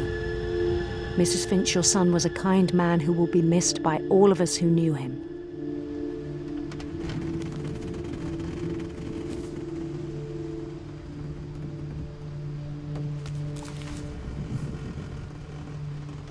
My brother was really cool.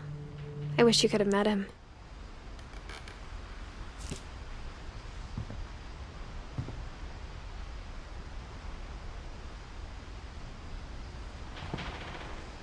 Lewis and I spent a lot of time playing games together, but he was surprisingly bad at them.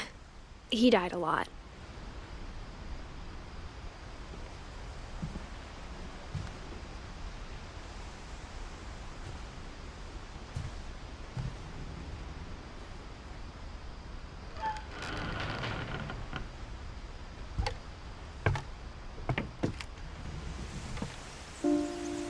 On the way back from Lewis's funeral, my mom told me to start packing. She waited until the day before we left to tell Edie. I'm not sure if she wanted to make it easier or harder.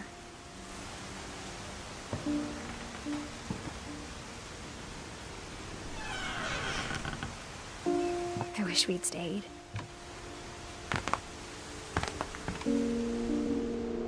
But I understand why we left.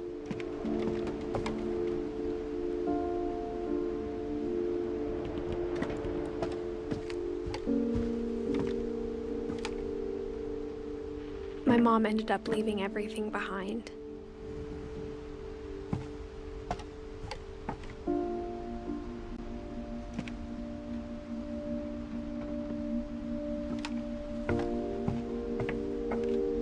What happened that night had been coming for a long time. Maybe it should have come sooner.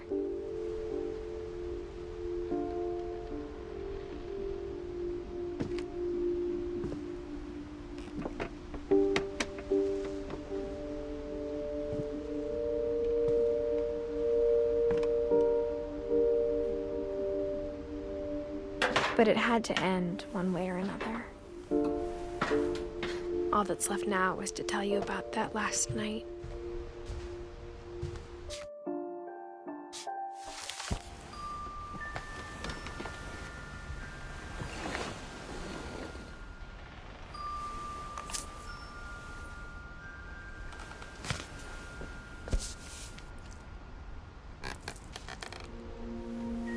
That whole last day, Edie just watched us pack and didn't say a word.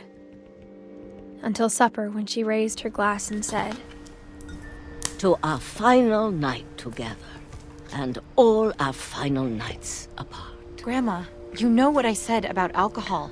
Some of your medications are Edith, very I specific. left a present for you in the hallway. Why don't you go open it?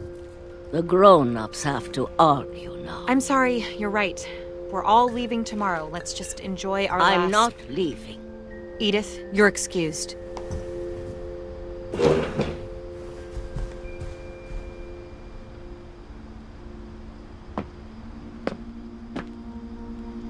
The power had been shut off that morning, but Edie always had plenty of candles.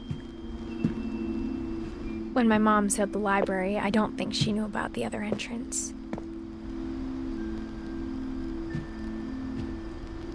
Or that Edie had a key to it.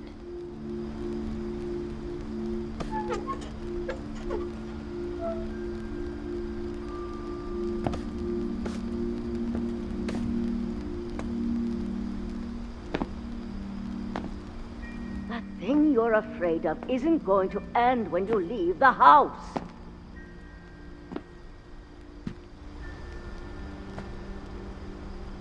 Edith has a right to know these stories. My children are dead because of your stories. I think it's best if Edith and I leave tonight. We'll have the nursing home send a van for you in the morning, okay?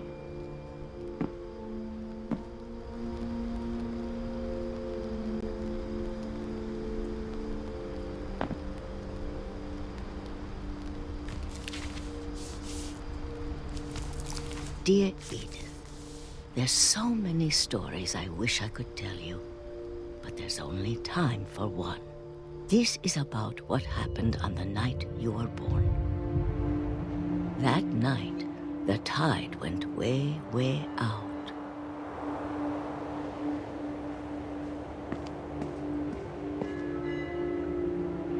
It was the first and last time I ever saw the old house aground.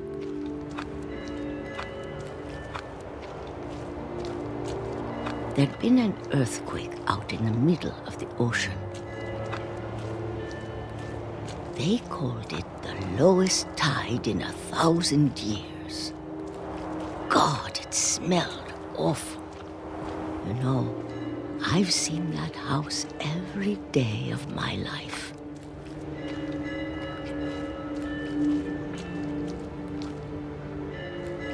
But I never thought I'd go back to it. When the fog rolled in, I lost my way.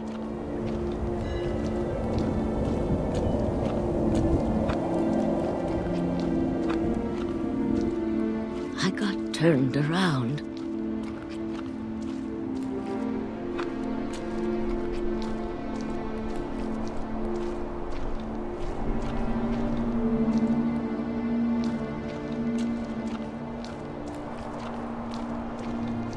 For a while, I wandered.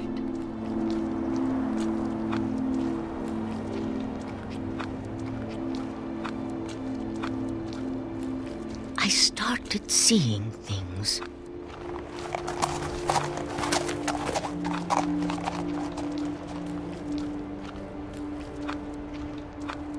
Things I'd forgotten had ever existed.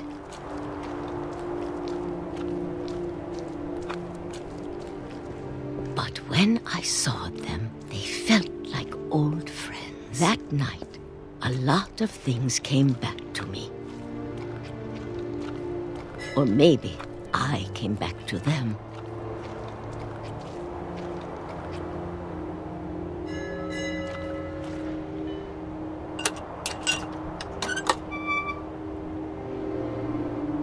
Things I can't explain, but that I need you to try and... Edith, what are you doing in here? It's mine. Edith! Mom, you're gonna rip it! Let go!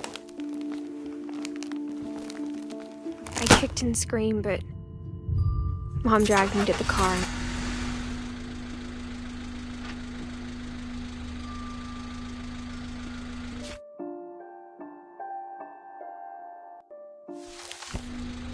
I never saw Great-Grandma Edie again. The next morning, the van came to pick her up, but she was already gone. After that, we moved around a lot.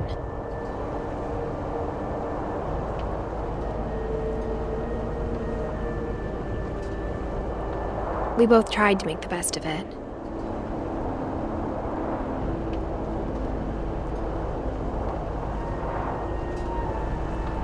A few years went by.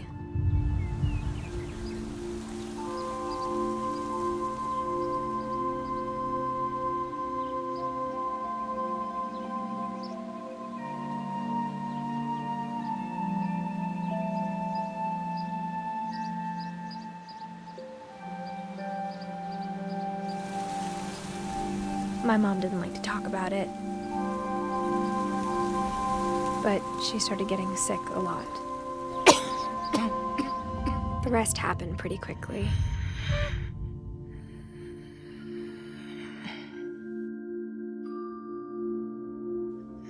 She got better for a while, and then she didn't. And then I was alone. The last Finch left alive. Until I found out about you. I'm still not sure what to tell you about all this. If we lived forever, maybe we'd have time to understand things. But as it is, I think the best we can do is try to open our eyes and appreciate how strange and brief all of this is. This journal was supposed to be for you. But now I hope you'll never see it. I just want to meet you and tell you all these stories myself.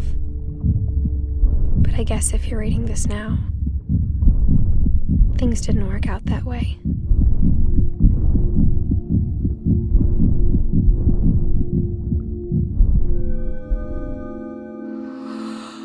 This is where your story begins.